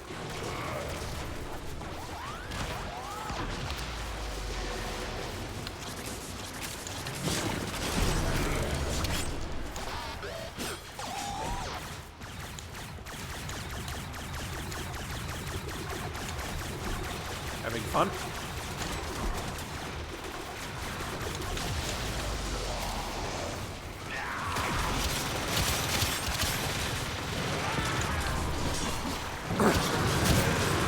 You're, you know, as much as I love the Supra myself, because energy minigun is pretty good, You know, if Fallout has taught me anything, is that an energy weapon that functions like a minigun is a pretty top-tier weapon in most settings. But the, not the best for range. Team Fortress 2 has taught me anything about miniguns. At least in a video game. Obviously, any gun in real life is way the fuck more accurate than it ever is in a video game. Especially shotguns. It's criminal how inaccurate shotguns become at, like, even moderate ranges. Like, I get the idea that the shot of a shotgun is a spread, but, like, it's a lot tighter than you think it is, game devs. Like, just in general. Some are better at it than others. Digital Extremes actually has a couple of very good, accurate shotguns. They still have more damage fall off than, you know, machine guns and pistols and stuff, because that's what their role is in the game, and that's fine. But having a shotgun have, like, basically melee range as its range makes me question, why does this thing even exist in the game? Why is this not just a melee weapon at this point? I don't know.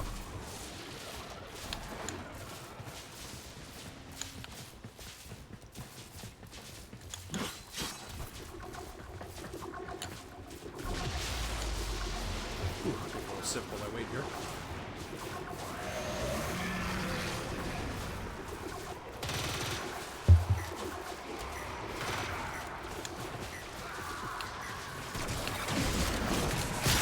Hey. Broke my damn display. That's something I'd like to see too. Well, one thing, just like the original nullifiers, just get rid of them. But in all seriousness, though, I would like to see a rework of nullifiers. Actually, I'd like to see a rework of a lot of enemies in the game anyway. While we're talking about enemies and making them just better. A lot of enemies in the game can use a rework because there's a lot of enemies in this game that shouldn't be as easy to kill as they are, but they are because this game has become very horde killing focused. And unfortunately, a lot of enemies weren't, like, redesigned to account for that. So they end up becoming as much fodder as, like, the actual fodder enemies. So, you know, it ends up giving you this bit of narrative disconnect, especially when one of these guys gets a lucky shot and it actually does kill you. Because then it's like, what the heck? This little flimsy thing just murdered the shit out of my awesome space ninja. Like, what the hell?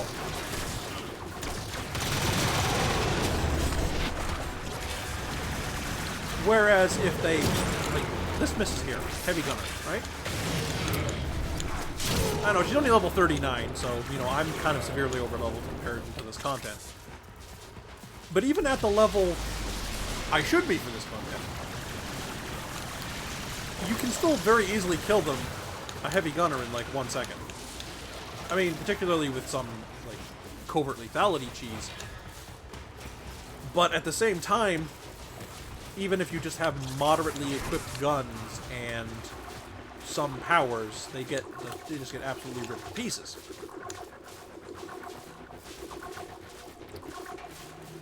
And this also boils excuse me.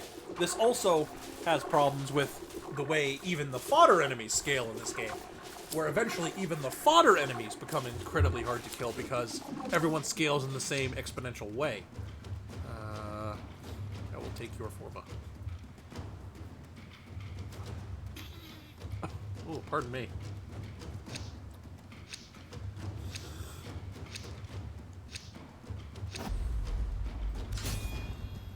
One more wave and then we'll head out, I think. I might jump to another game, maybe just another frame, I don't know. We'll think about it.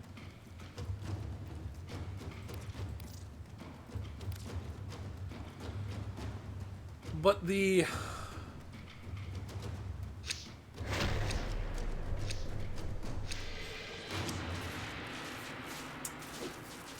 like, fodder enemies need to remain fodder.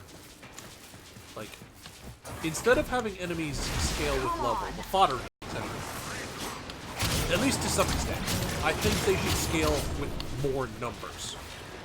I know there's probably some technical limitation as to why they don't just throw like 1,000 guys at you at every given mission. You know, server loads and whatnot, but I think some more of it should be used to throw more enemies at us in a truly numbers and horde fashion, instead of it being like 30 dudes at a time.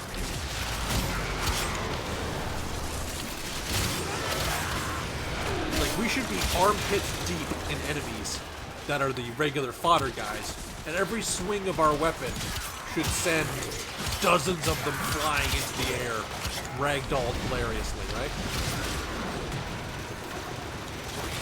But when we get to the enemies that aren't the cannon fodder, we should have to pay attention to them. Like, that was a bombard. I just slid through it. I didn't know what it was until I took a second look at it. And all those guys, they're all dead too. There was some elites in there, like there's a heavy gunner in there. But like, I didn't have to think about it. It's just, oh, there's enemies, must kill. Right? The elite enemy should give you a moment, at least when you're at proper leveling. There's gonna be some overleveling, of course. This is an RPG. Sometimes when you get really overleveled, even bosses become really good. That happens. But like, assuming all other factors are equal, if a heavy gunner spawns, or a bombard spawns, you should have to pay attention to that. But at the same time, they shouldn't be as common as the fodder enemies. If anything, they should be much less common. Like, it should be more like when a boss spawns in, like a field boss spawns in, like the Stalker, or the Wolf of Saturn 6, or the Gustrag 3, although they're a little squishy these days, but, you know, same idea. Like, when they show up, everyone's like, oh crap, everyone get ready, here they come. Even if these days, with a lot of over-level people, you can make a joke of those encounters still, that's less a function of the encounter being a joke, and more of, hey, these people are really level and have really kitted out equipment. And that's fine. Players should be able to reach that point. But I don't think that should be an inherent function of the system, because then it doesn't feel cool when you do it, right? Ooh, I am going to have to take a break when we get finished this wave 20, because I have a very stuffed nose for some reason, and I don't know why. It always happens when I talk a lot after not talking a lot.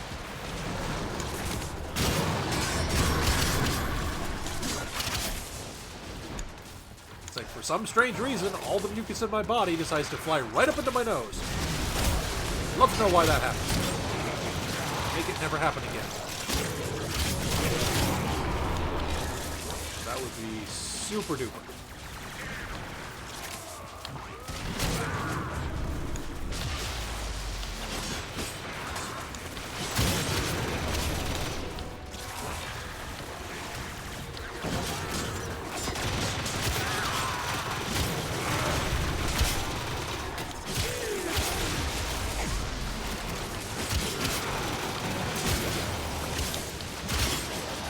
Like,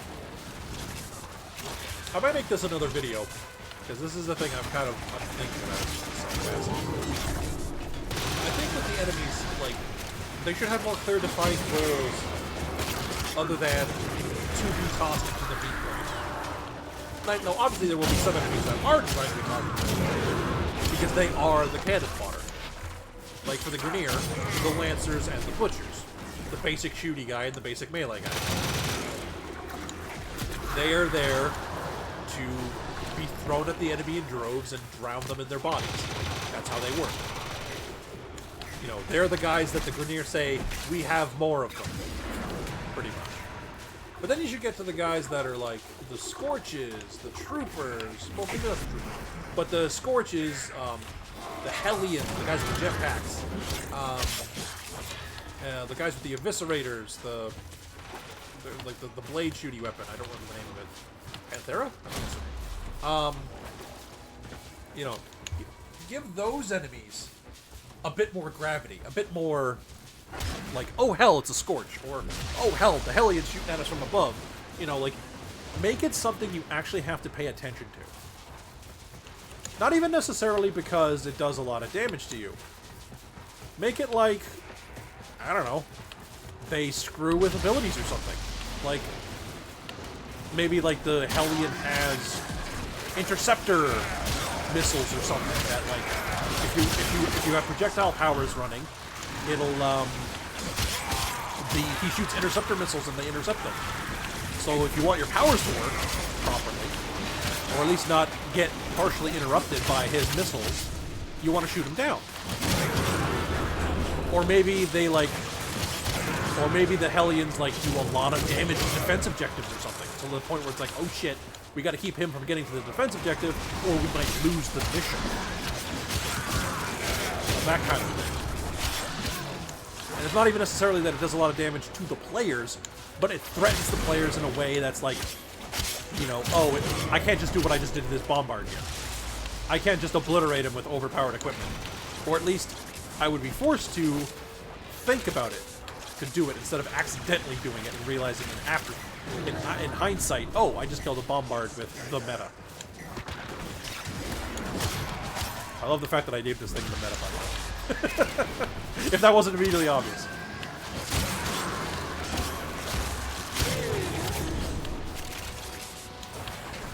Like, I made this weapon even though I already have this Zaw head, like this pointy bit thing here. I already have that leveled up for the purposes of points, but I just made this thing because I'm like, you know what? This thing seems to be like super awesome, so I'm gonna try it, and I do not regret it. You know, as much as I'm anti-meta, I'm the kind of guy who will look at the meta and go, okay, so what else can I do? Sometimes you realize that, hey, people play the meta because it is good.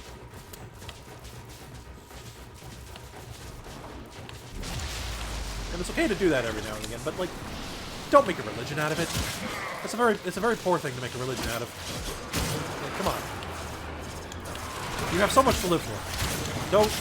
Don't marry the meta. Do other things. Experiment.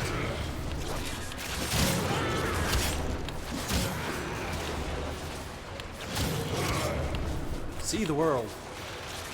Acquire its loot. You know. Use it. Make meme builds. I guarantee you'll have more fun playing the game. Any game, really, Warframe or not. If you tell the meta to go fuck itself. Sometimes. Now, sometimes, if it's a game that's really focused on its challenge, people have figured out how to solve that challenge, then yes. Sometimes following the meta, like a Bible, is actually good.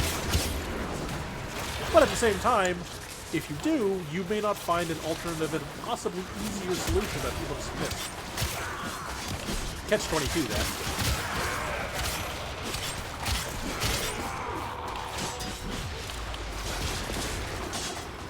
Salt's the name of the good church of Clem. Exactly.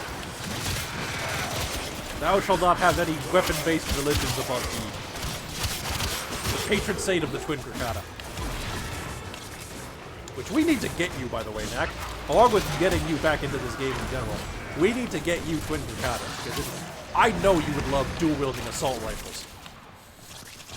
I mean, come on. How is that not awesome?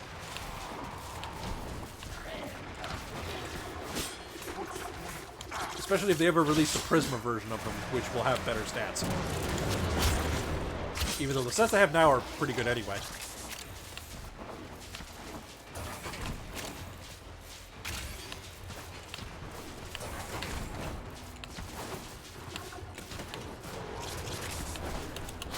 My Warframe is strong.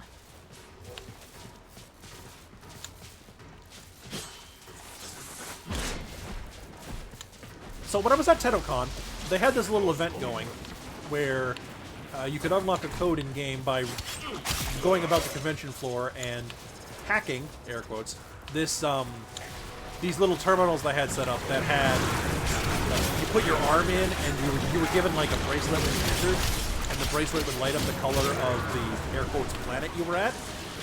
And this, you know, it was basically a way to get people to move around the convention floor and see everything they could see, which was, you know, but I did the little air quotes quest anyway, and like, I heard, oh shit, there, gotcha, aha, Soul Survivor.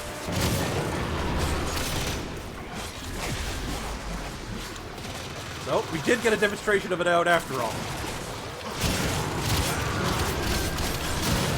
And as you can see, due to my insane energy income, I don't really care if I lose a whole bar to do that. 'Cause I just get it back instantly anyway. Kind of funny, he had to kind of, like, beeline the objective when it happened, though. Because it's kind of hard to kill a Warframe player these days. Barring, like, you know, really over-tuned shit. Or, you know, somebody just being really squishy from not investing in health. In any way, shape, or form.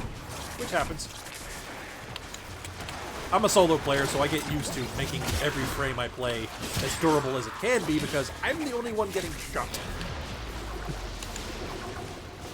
So, you know, it's a good idea to not die when that happens.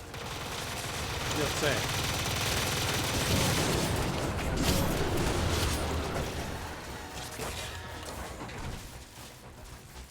Let's do a little dance.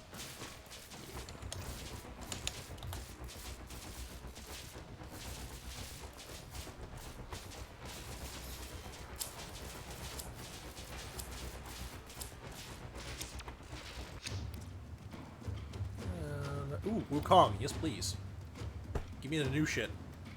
I'm still behind a couple primes though. I need Oberon, I need Chroma, I need someone else other than Wukong who literally like just came out.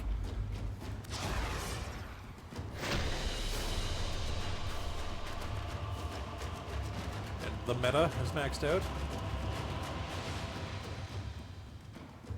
Aha! I gotta revive with Soul Res.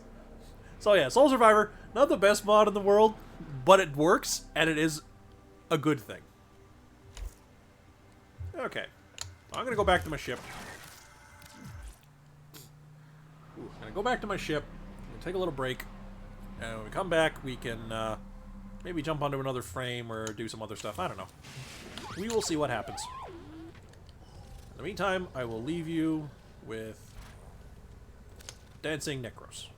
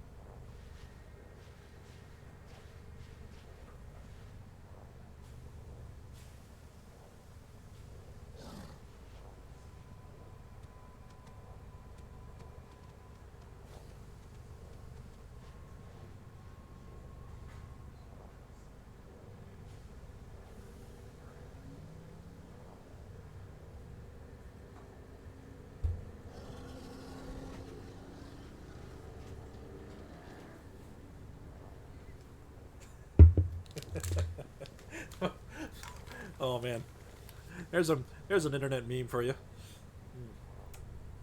A lot of people like to say memes, you know, die, but like, man, no, they don't. Memes don't die.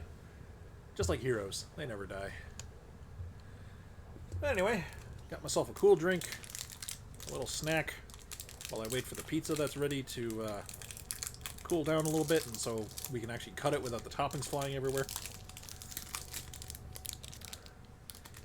And we can do a little bit of work here. Alright, let's see.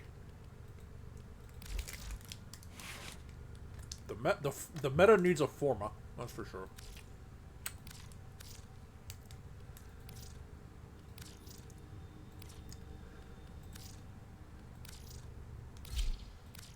Okay.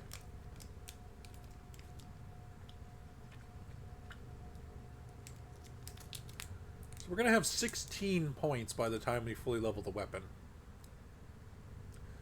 Oh yeah, I got to remember I have that. I never used that when I was in the mission. Mostly because it's pretty dangerous. Because when you double jump or bullet jump, you so this thing activates when you double jump, aim, and then melee attack in midair. It shoots pretty much a grenade based off the weapon damage of the weapon it's attached to, and it does self-damage, so it's very possible to blow yourself the fuck up with it.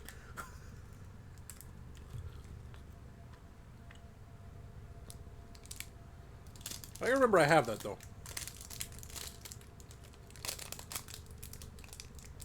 Oh.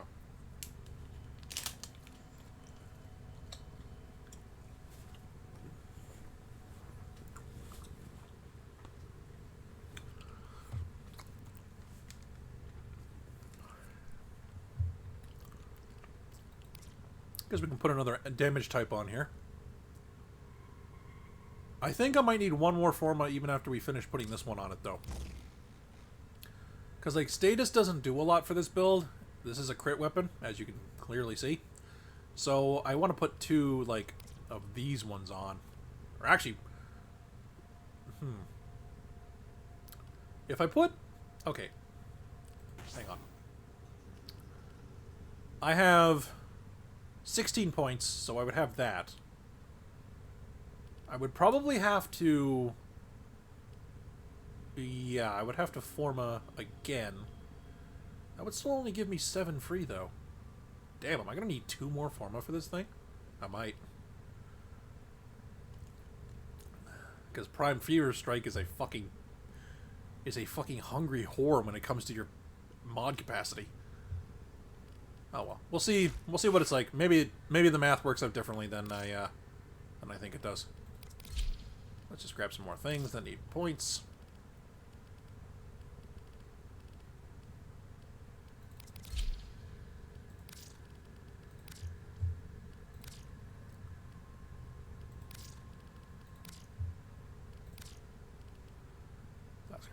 Blast corrosive, viral. Yeah, alright. You know, I kind of like the nekros thing we got going on here, but I'm going to switch which one we're using. Yeah, let's be creepy. Creepy Terrify. Yeah.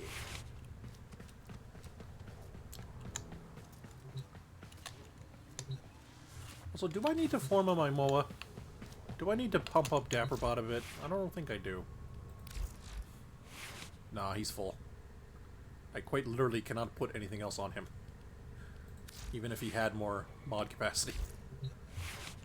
So, let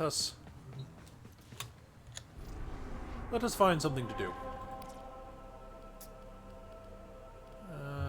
Exterminate, sabotage, rescue. Is it coming out anything good? No. They normally don't. Fuck it. Let's do Elite Sanctuary. Oh, gotta love that sound. Gotta love that sound.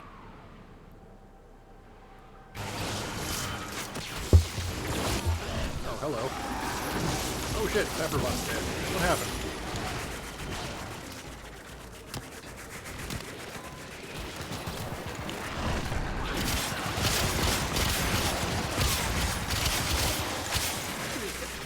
I just picked him up. What the hell?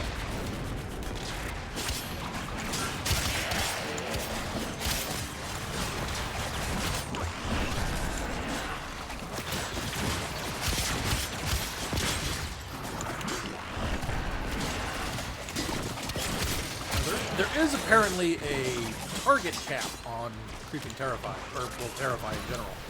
So you do want to kill things when you CC them with it. The CC just makes it easier to do. Infinitely easier to kill somebody who is cowering in a corner, pissing themselves in fear over your spoopiness, over somebody who is actively shooting you in the face.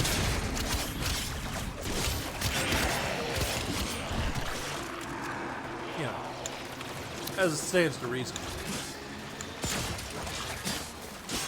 Also, some of these guys have armor, so taking it off, or at least some of it, that helps too.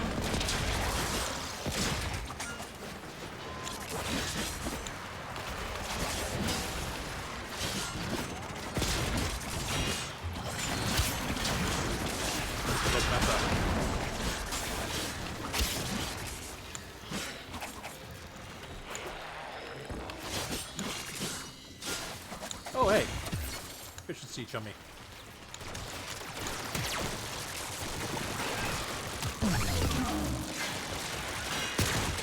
God, this gun sucks.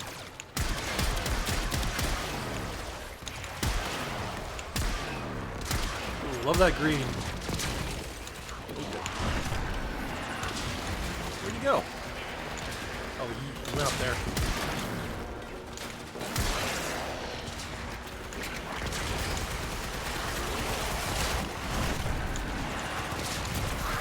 What do we got going on here? Trinity, Saren, Harrow, and myself. Not a bad little group, honestly. I mean, the Saren does most of the heavy lifting in Elite Sanctuary Onslaught anyways, because she's practically designed with it in mind, which is always a little weird.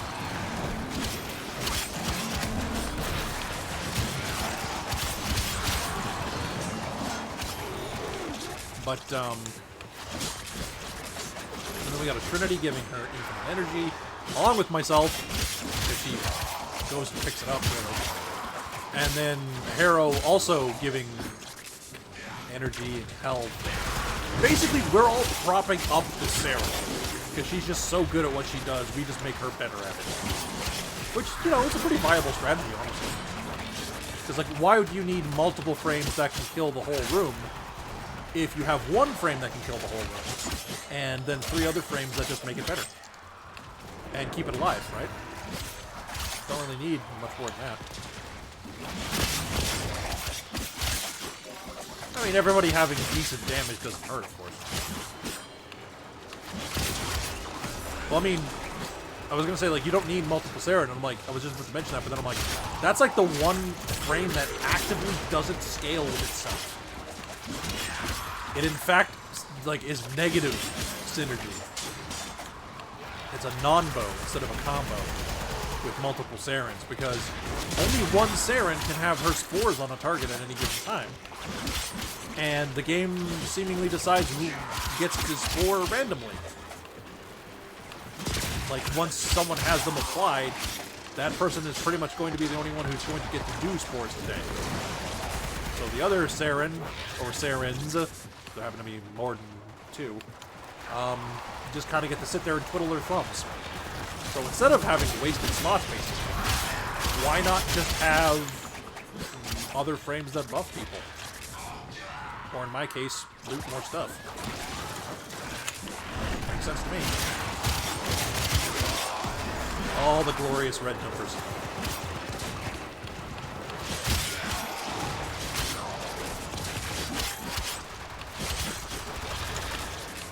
I kind of miss red criticals being the default number that happens when you have enough critical hit chance to critical hit twice.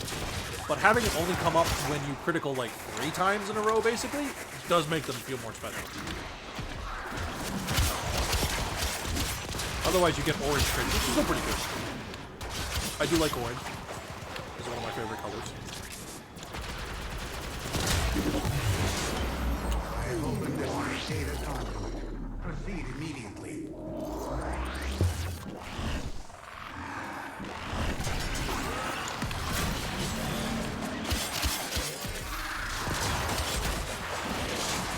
Silly Corpus, this is the Kuva Fortress. This is Grineer territory.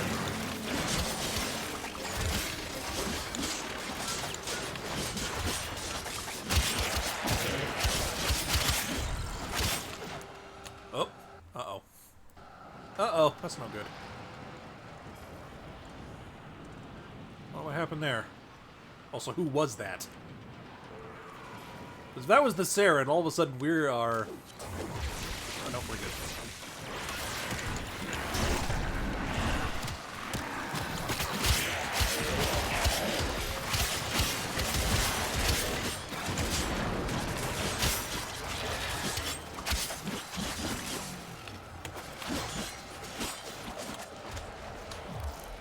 Check something here real quick. Excuse me, I was in a menu. Rude.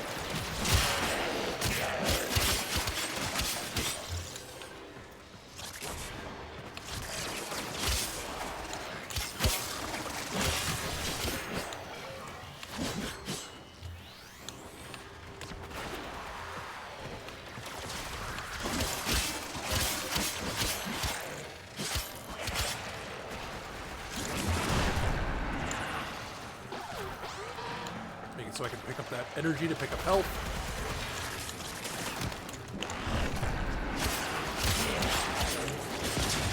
Yeah, that's the thing too with these setups with Equilibrium, is that if you want to be getting energy from health as well, you have to be, or health from energy rather, you have to be actively spending your energy, which can be tricky when you're getting a lot of it. But not impossible.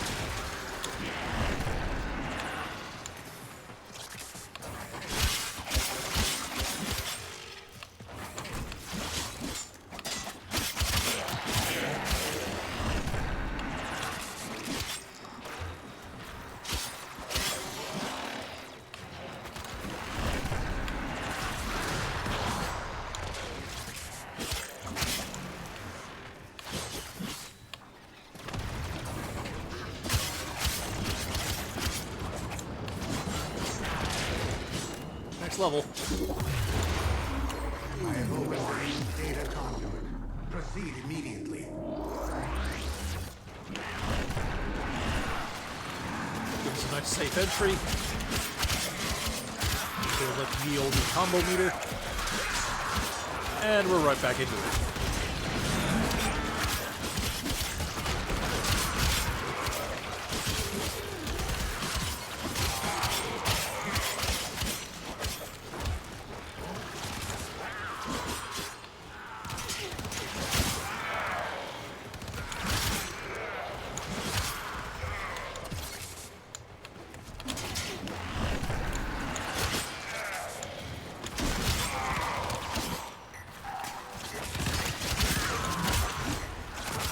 Go. There he is.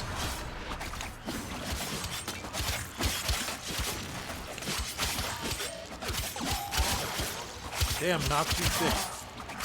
Not thick enough.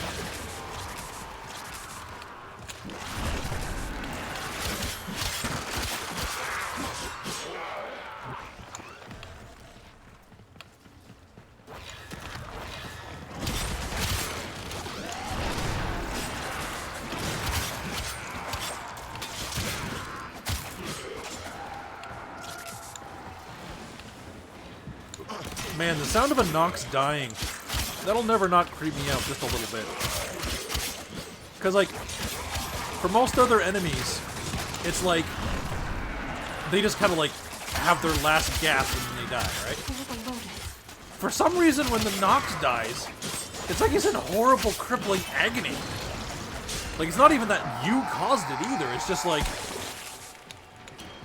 I don't know, like something went wrong in his suit and, like, his own poisons are backing on him or something, or like backing up on him or something. And he's in horrible, crippling agony before he explodes. Like, jeez. Somebody at DE was having a dark day when they designed this guy.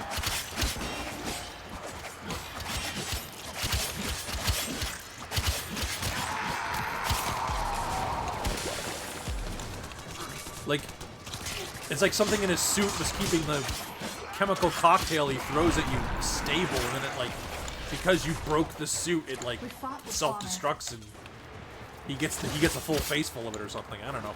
It's really messed up, but it's also like kind of awesome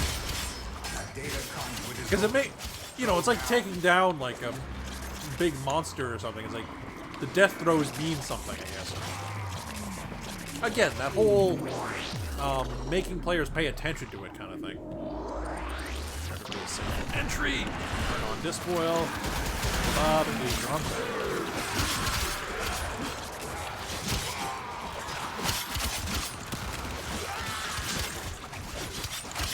Where'd he go? Oh. He's dead. Oh no! Oh no! I fell over the edge. No. No. Okay, we good. Why is the enemy being marked? Oh!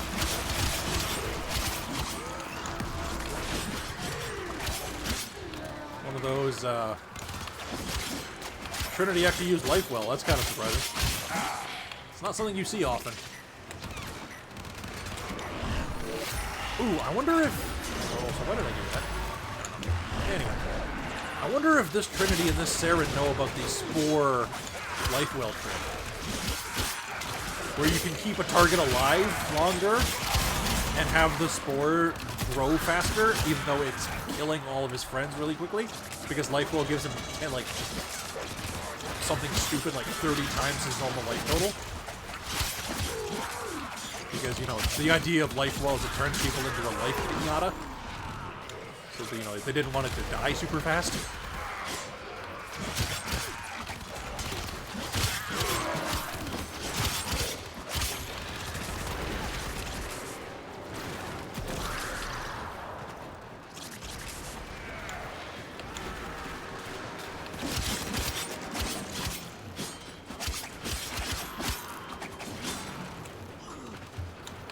Levels, got all these weapons leveled up. I really need to go through my arsenal and like just start upgrading like all the things, just so I can like pick up any weapon in my arsenal and be like, okay, this weapon's good to go. Let's go use it. Instead of having some of them be like, oh, I haven't put a potato in this one, or oh, this one needs forma, or that kind of thing. Have all my... Fuck. Rip. Yeah. Suck laser beam. Yo. I was not paying attention. That's okay.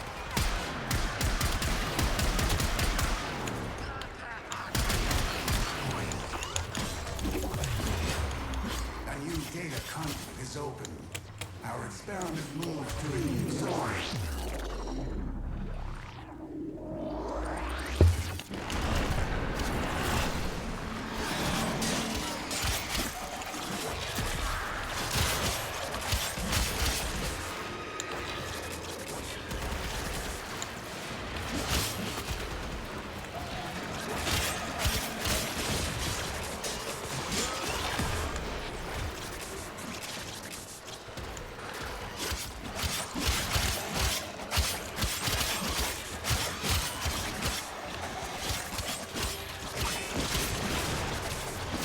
Where are all the mutants? Huh, what the? What does this button do? Find out. Oops. Let's try that again. This time, less suck. There we go. Yeah. Something. Okay. Oh, it makes water happen, and since this place is falling apart, it gets electrified. Not sure how that's useful, but it's an interesting little terrain gimmick.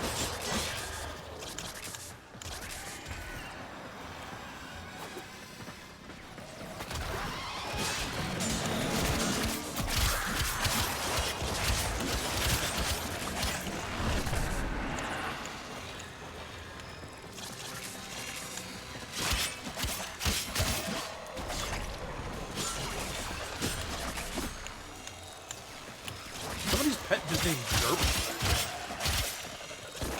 Yep. pet is just named a derp. I find that to be funny.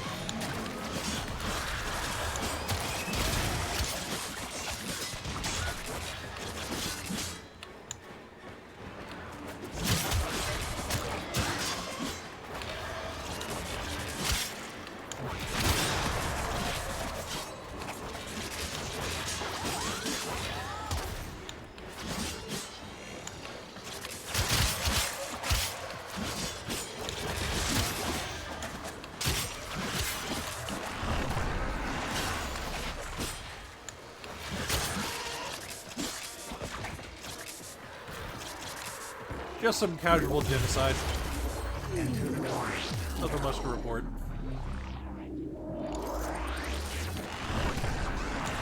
Ah, frickin' nullifiers.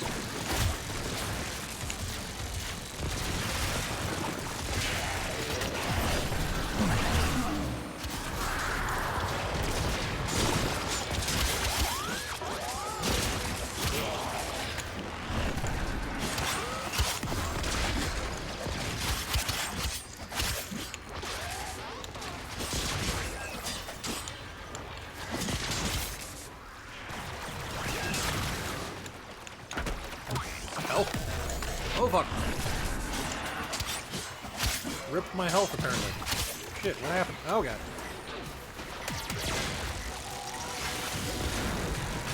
Yeah, you're not going anywhere. I'm gonna keep shooting you with my shitty laser beam.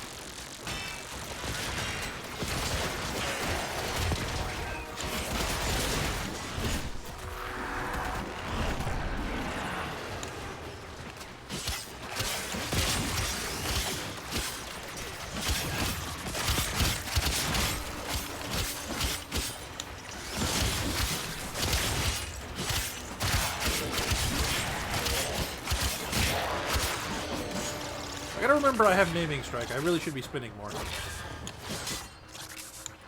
because it does a lot of damage.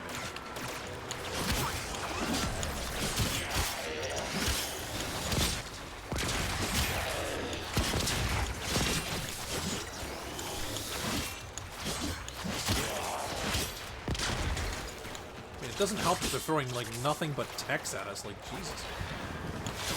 Corpus. The faction that takes tech support very seriously.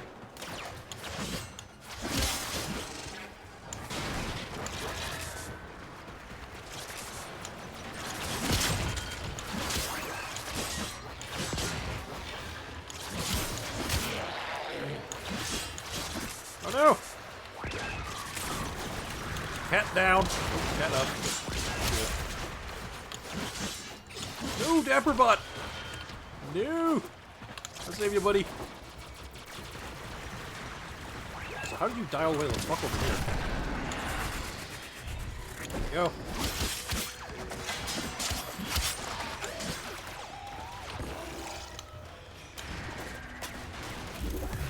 Alright, let's get out of here. A new data conduit is open. Our experiment moves to a new zone.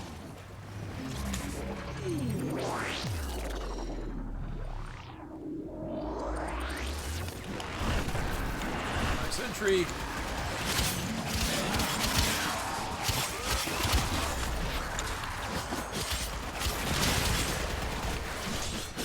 Holy crap, that's a lot of red triangles.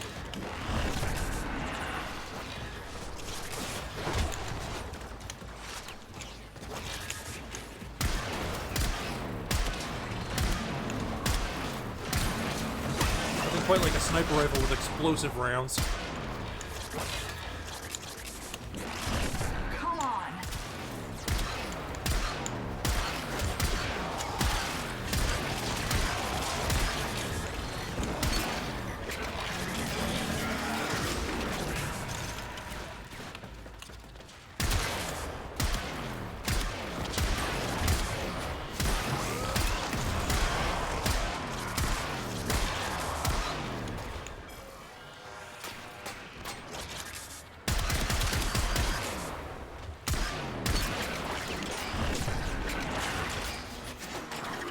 Love the reload sequence on that weapon. It's so crazy. No, derp! I'm gonna save you, derp. Quit kicking my empty Warframe around. Rude. Nope.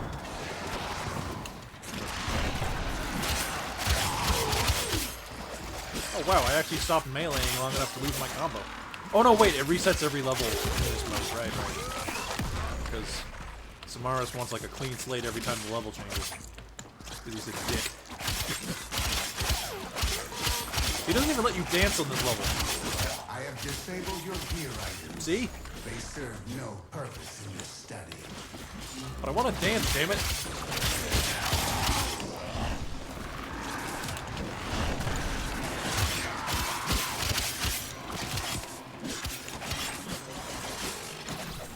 Sorry, Dapperbot, I keep mistaking you for the enemy because you're a little leg robot. Here. Probably shouldn't have went head first without making everyone scared of me first. You know, just a thought. Do the thing I built the character to do. You know, that tends to help. Ow. Enter the conflict now. That armor.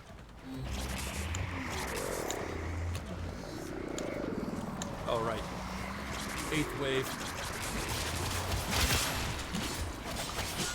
No. Hunter, you are running out of time. Enter the data conduit. Jeez, pardon me. What's going on there? And then we get unplugged from the Matrix.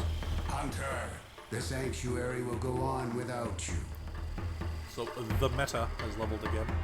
And these are maxed out too. Good times. Don't need to worry about them anymore. Although I think I might be putting more format in the Comarex. I don't know yet. Don't know yet.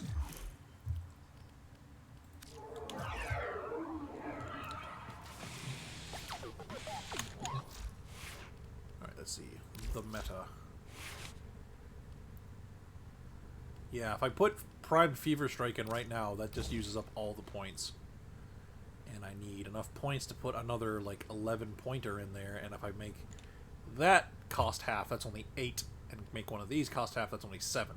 So I'm probably going to need to make both of these cost half, so that gives me 14 points, I'll be 3 points over, but I'll have a weapon that can be fiddled with pretty frequently and easily. So, yeah. Let us do that. Install Ziforma. Okay, well, can't put that on yet. Put that back on. I do have 15 points, though. I can put an elemental combo on this thing, finally. Viral corrosive, I guess, would be good. Oh, right, I might want to do it this way instead, because I don't have... I know I don't have a mod. I don't have, like, an unleveled lightning mod. That's cheap, because the lightning mods, you don't get them from drops, which is annoying. But I just go like that. There we go, corrosive damage. Although, should I go Although I'm wondering if I should go radiation instead. Nah. Corrosive's fine. Basically, unless you've got a weapon that can magically do both corrosive and radiation damage, there's always going to be one there's always going to be one element of armor that's going to give you problems. There's no way around it.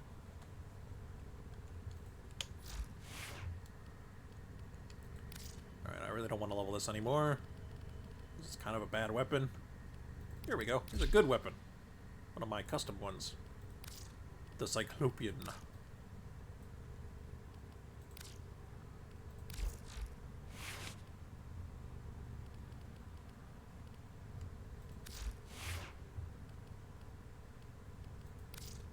And then we need another weapon to level. That is in the primary slot. Ah, yes. This thing. The Hema. Not worth the grind. I can tell you that right now. Not worth the grind. Which is a shame, really, because it is a good weapon.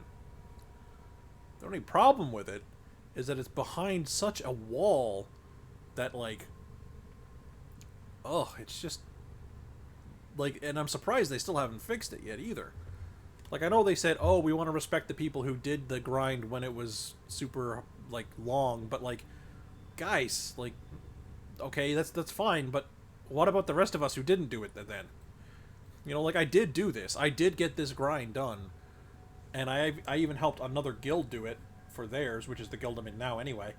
But, like, yeah, like, Nekros' expression there is, pretty summed up well of what I'm thinking of this weapon. It's like really? Like, you know, he's doing his little stance there and he just kind of looks around like, really? Any day now, Nekros. Now he's just looking around, he's like, really? Seriously? This thing costs how many samples? 5,000, by the way. Ugh.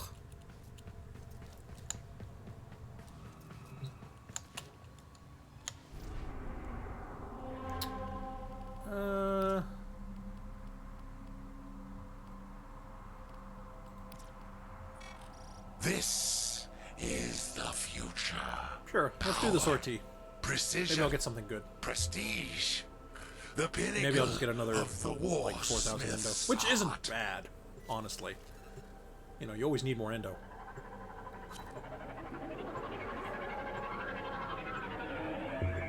You always need more credits, you always need more endo. Although you don't... The always need of endo does have a cap. Because if you technically had one of every mod and had them all leveled up, you wouldn't need endo anymore. But they always release new mods, so you always need more endo for those new mods.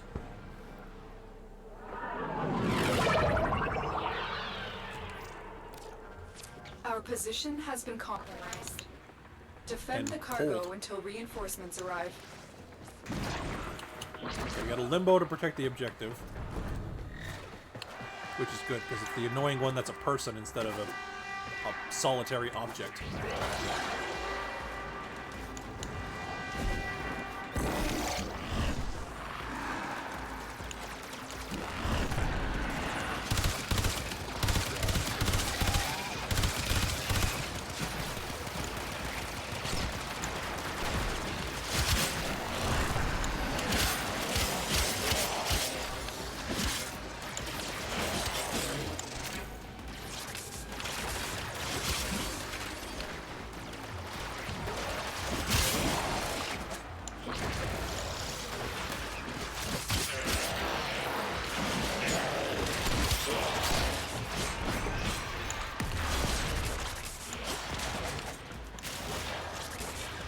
Somebody using a bow. My hat's off to them. It's not a common weapon type anymore. It used to be really good. But, you know, the more the game shifted away from single target killing to horde killing, the less and less effective a bow became.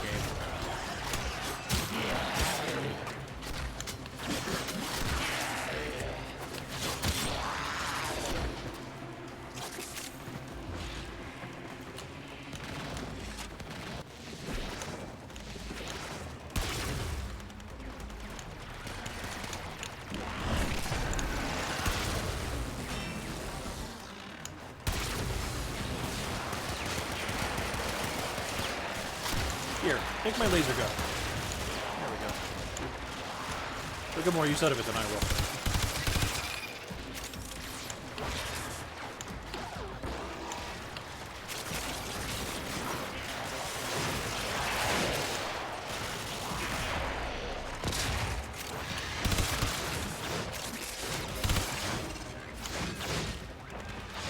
We got Mesa deleting everything. We got a Limbo keeping the objective. Basically immortal. I'm just here to make this mission more profitable, really. Which is kind of funny. Oh, and we have a Valkyr. That's interesting. We'll see them a lot. Oh, also... Interesting name for a custom weapon. Transagenda. What? Power of the Iron Fistian Kid. Okay. Wait for the stars. Ruh-roh. Speed of light. And I have the Cyclopean and the Meta. People have some fun with the custom names you give you the weapons you make yourself. Can't wait until we get the arc wings we can make ourselves. Those are gonna be fun.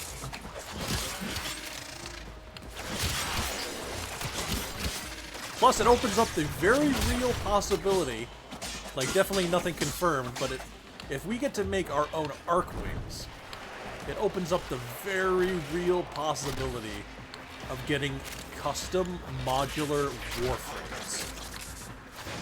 And that will be all kinds of fucking awesome. Particularly if it means we can take parts from the warframes we already have, like the pre-assembled ones, and use them in our custom frame along with other custom parts. And that shit is cool as hell.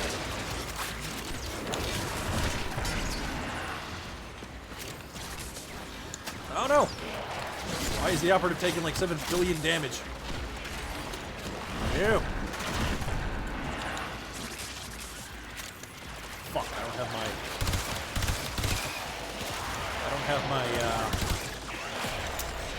whatchamacallit, healing school equipped. I have the melee one equipped instead. Help.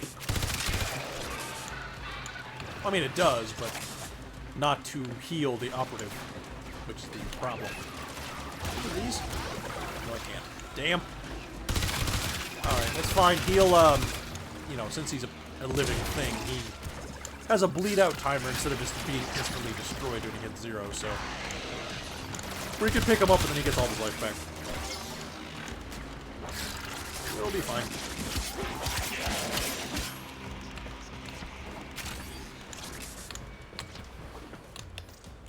Love the names of your kit guns and Zaws, by the way.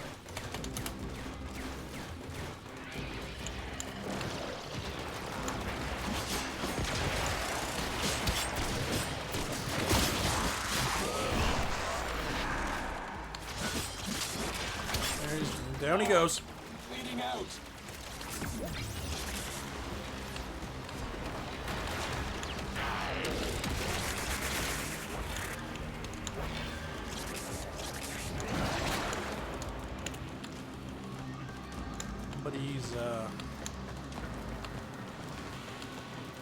Somebody's pet of some description died. What are you? You are a Kavat. A very brightly colored Kavat. Or anti-colored? Is white's the absence of color, isn't it? Yeah, black is the colors all put together. Because it just becomes this hot mess. Whereas with, whereas white is just, there's no color.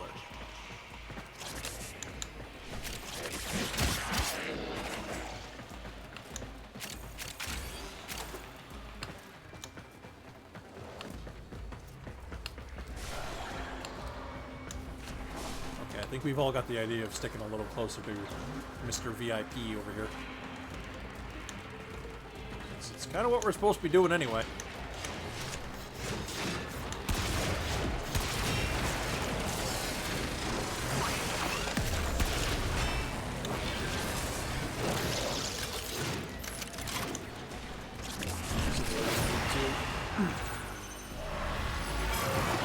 Might as well make some dudes to eat some bullets.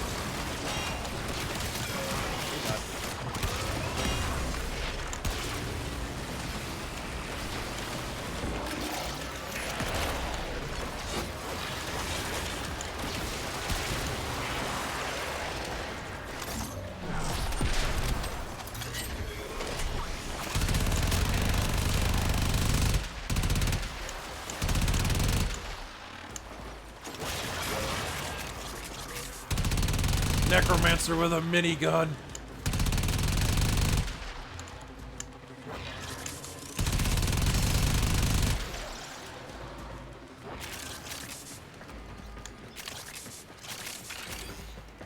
Om nom nom loot.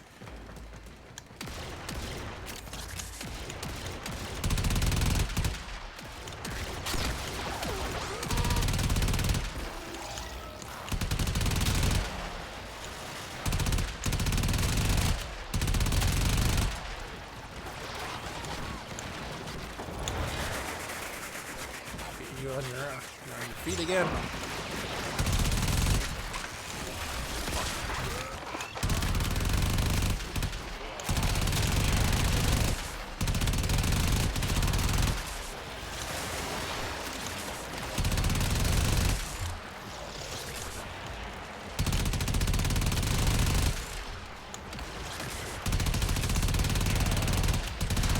I do love the concept of the arc guns on the ground.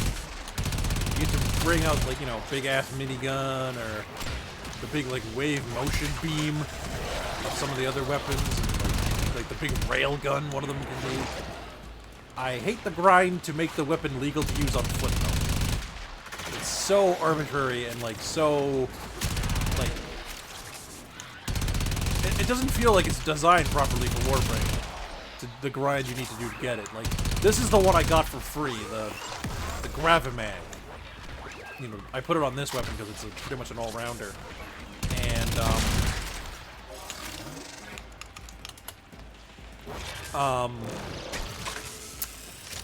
you know, I want to put it on some other ones, but getting the extra Gravimag is such a pain in the dick.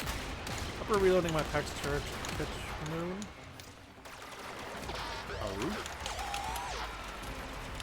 Oh, yeah, it probably doesn't take into account your needs.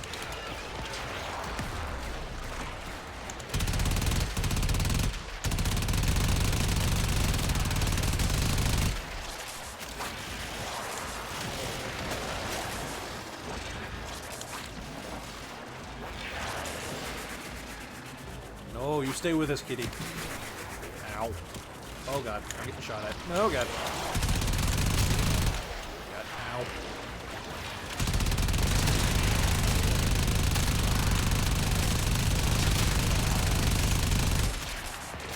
Oh, your little tiny men.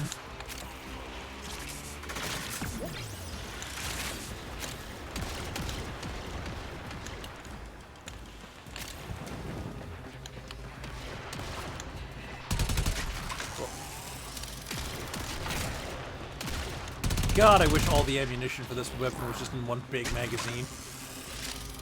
I mean, it just doesn't feel like a minigun otherwise.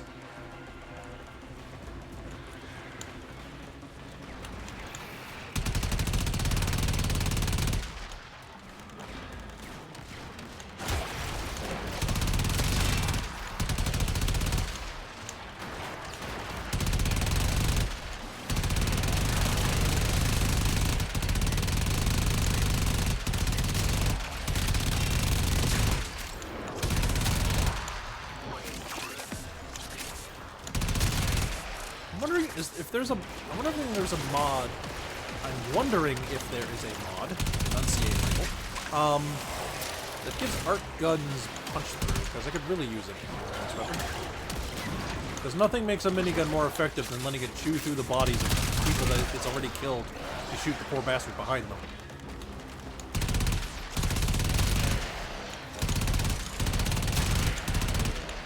Oh, he's been Zavroldo, dude. Oh hey, something reloaded my ammo. Sweet.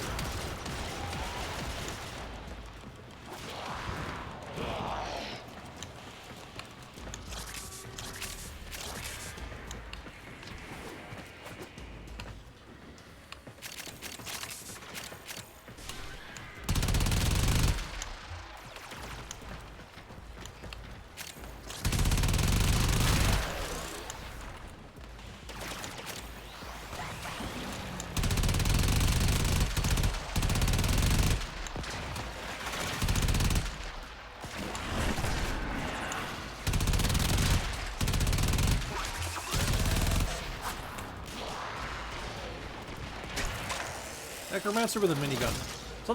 Something you can run into in Shadowrun.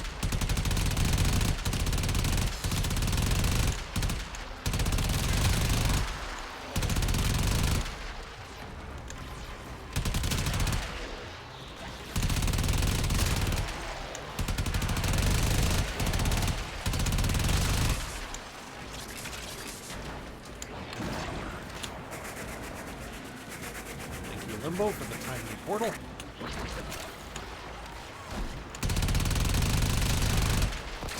A Limbo that knows what he's doing is an amazing asset to a squad. A Limbo that has no idea what he's doing is actively hampering the squad.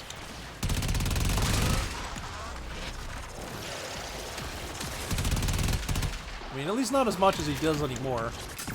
Rip, you know, stasis slowing down or stopping your own projectiles in midair so you can do crazy JoJo stuff with them. You can't do that with it. You can't do it anymore, though, which sucks. Because everyone started bitching about oh, wah. Limbo's using stasis. I can't use my guns. Wah. You have a melee weapon. The enemy can't move. What more do you need? Seriously. No, I'm not bitter. What do you ask?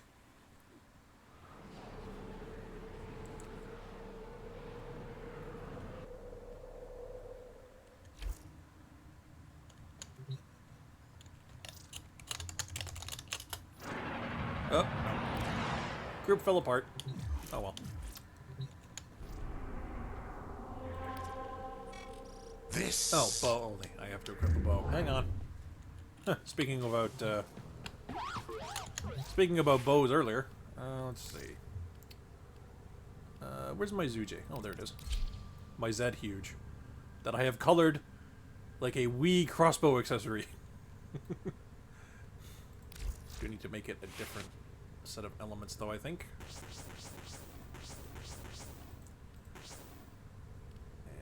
Animations, swap polarity, go down like that. Apply, hit OK. There we go. Serration, split chamber. We're fighting the corpus, so we can put that one in. Prime shred. Okie dokie. And then we can put some status on this puppy. Because this weapon is really good at it. Malignant. And thermite. We get gas rounds. I guess we can... Yeah, we can put crit on this thing, too. Don't think we have enough points. I think we'll cop down to regular shred. Prime shred is a lot of points. Regular shred's a lot less. There we go. That should be more than enough to put in the 2 critical hit mods I need to put on this build. Point strike. And vital sense. Neat.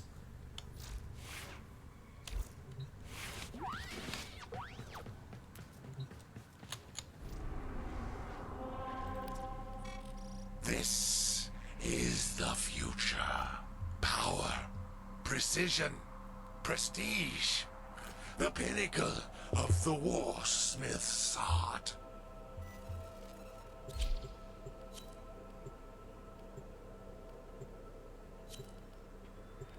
Aw, nobody has fun Zaws equipped. Everyone's got standard regular weapons. Uh-oh. Post migration in progress. We haven't even started. It's not a good sign.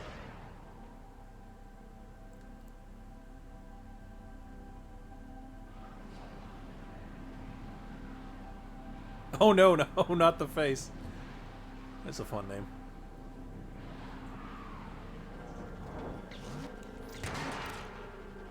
Yeah, let me skip.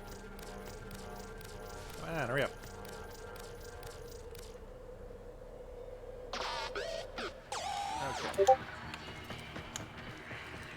Okay.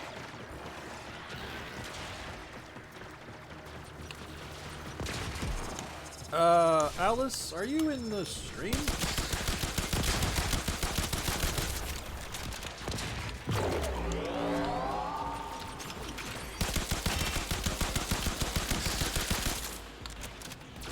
You're beeping me on Discord, but I'm not sure if you're in the stream.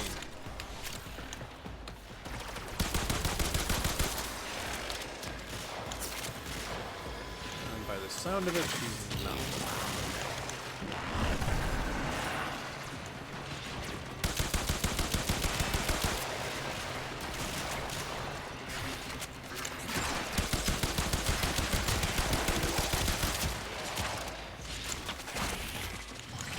Hey, we have a Baruch.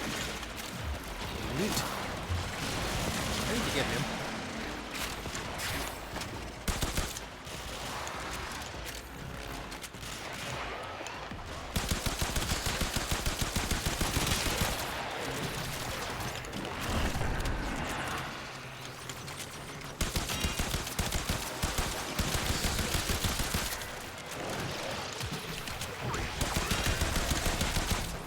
Oh, we have a trinity. Good times. AKA the frame that can hit the one button and make all the damage go away. We are finished here. Move on. We have got to find the terminal. Proceed and prepare.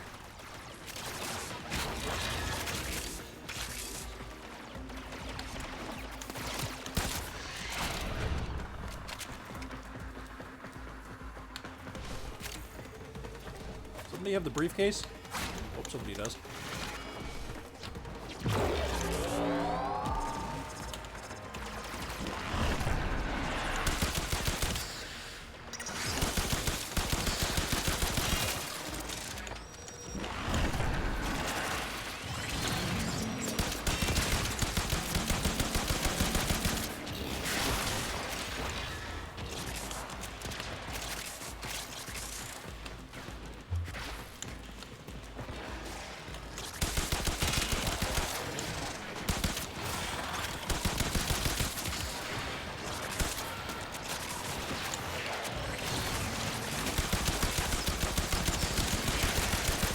Ah, all the arrows. Oh dear. Oh no, oh, not the face got shot in the face, apparently. There we go.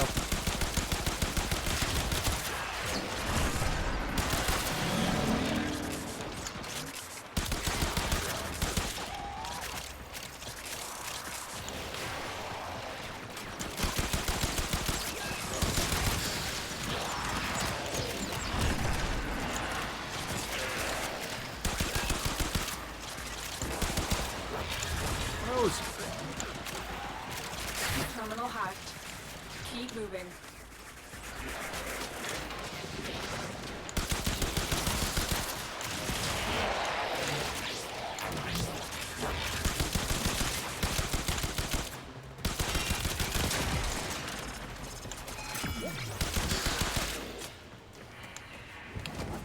Nice and easy.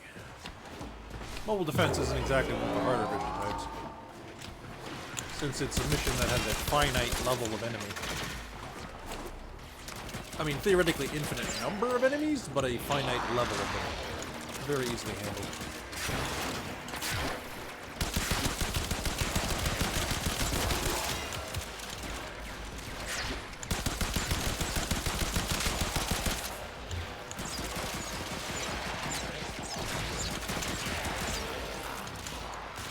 Trying to figure out who's shooting left there. Okay, well, Mace has obviously got a regulators. Somebody just have like a... Two people have dreads, two people have Zoot. One person has Zoot Prime. That might have been what made her go down earlier, because Zoot Prime unfortunately has an explosive component to it that inflicts self-damage. So, you know, one of the only ways a Warframe ever really dies, really, is their own stupidity. Because we are pretty freaking hard to kill in this day and age.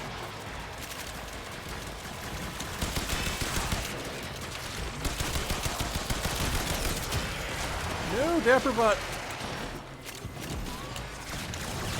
He ran afoul of the tech. Against us, Tenno. But we did it. Mission complete. Got robots inbound.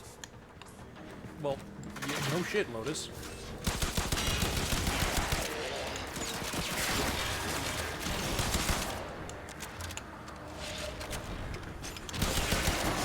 Whoops. I done shot it at the window.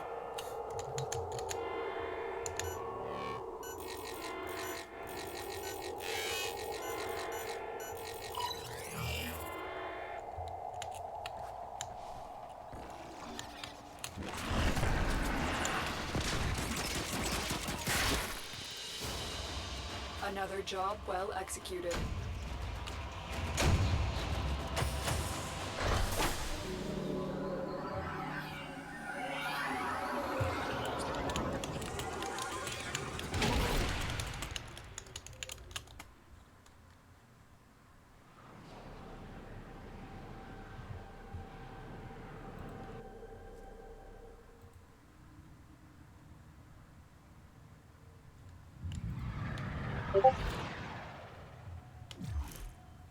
Give me a moment, folks. Just doing a little, actually, I'm gonna jump out of this group. Just doing a little bit of out-of-game chatter for a hot second.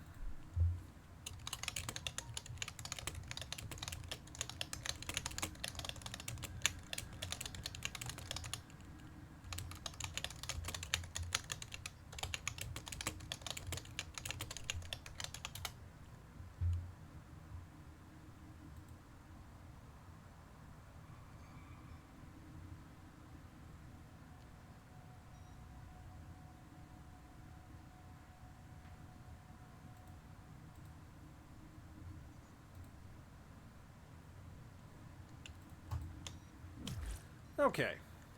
One more to do the sortie. And I might take a little break and grab a piece of pizza. This is the future. But after that, Power, I don't know. precision, prestige. The pinnacle of the warsmith's art.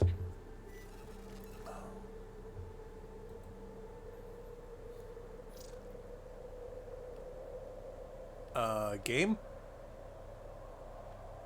I clicked into the mission. This is normally the part where you know, find a couple of random people and put me in the mission. You know, it's kind of what's supposed to happen when I click that button. No pressure, but kind of how that's supposed to work.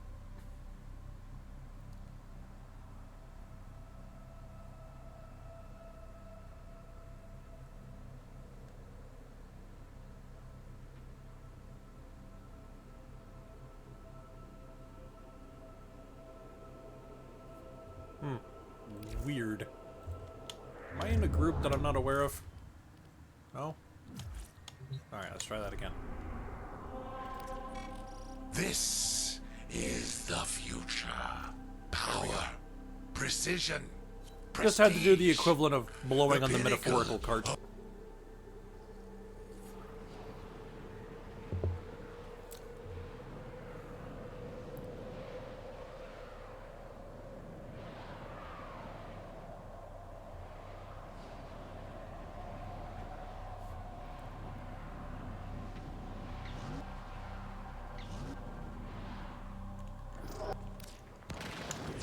This is a rescue mission. We need to find and liberate the hostage before any harm comes to them. These corpus remind me of the Orokin. Selfish, greedy.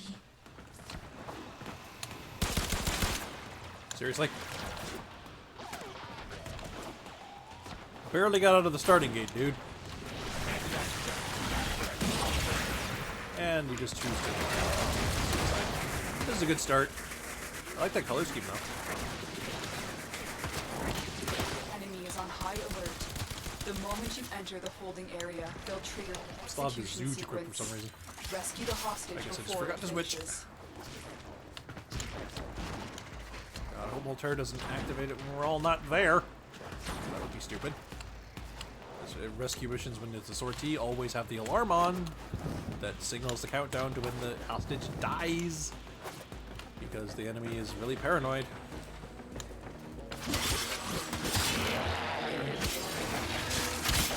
What the? The fuck's this guy? Okay. Not sure what that's all about. But he's on our side, so okay, I'll take it. Weird though. What is something to do with the back wave?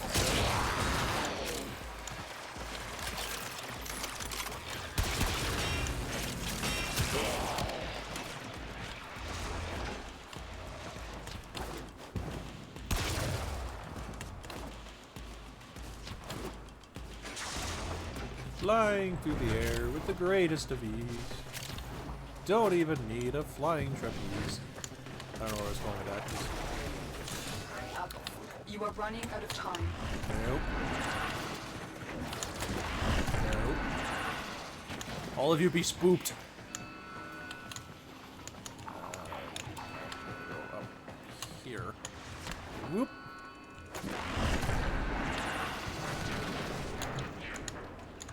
Oh. What? Why are Why are they invisible? I thought I was gonna die in there. Thank you. Like, invisible as in I can't even see the graphic that would tell me my ally is invisible so the enemies can't see them.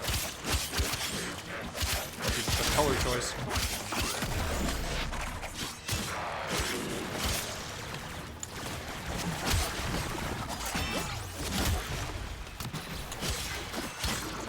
Nope, nope.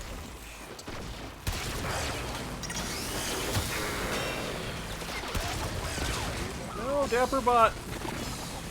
I'm sorry. You can't get us up.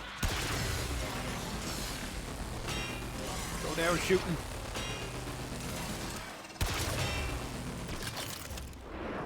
Rip. I mean, at this point, I might as well just stay dead. Because, I mean, they're just going to get the guy to the objective, and then we're going to win. Yeah, I might as well just do that. Did they get the dude? Wait, who's the dude following?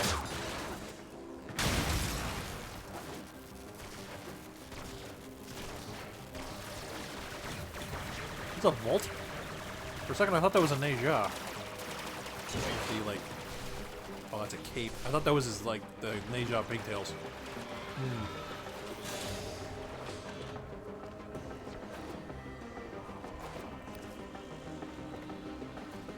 Okay, there's the hostage. So we good.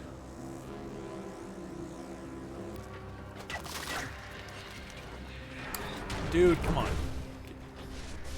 Quit looting and get... There we go, he's almost at the end.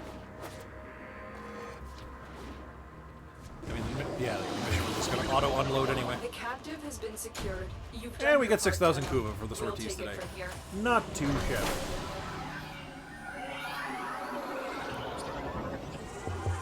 And talking about our health orb Akuba similarities, they do have the shape is different, but the texture and the coloration are similar.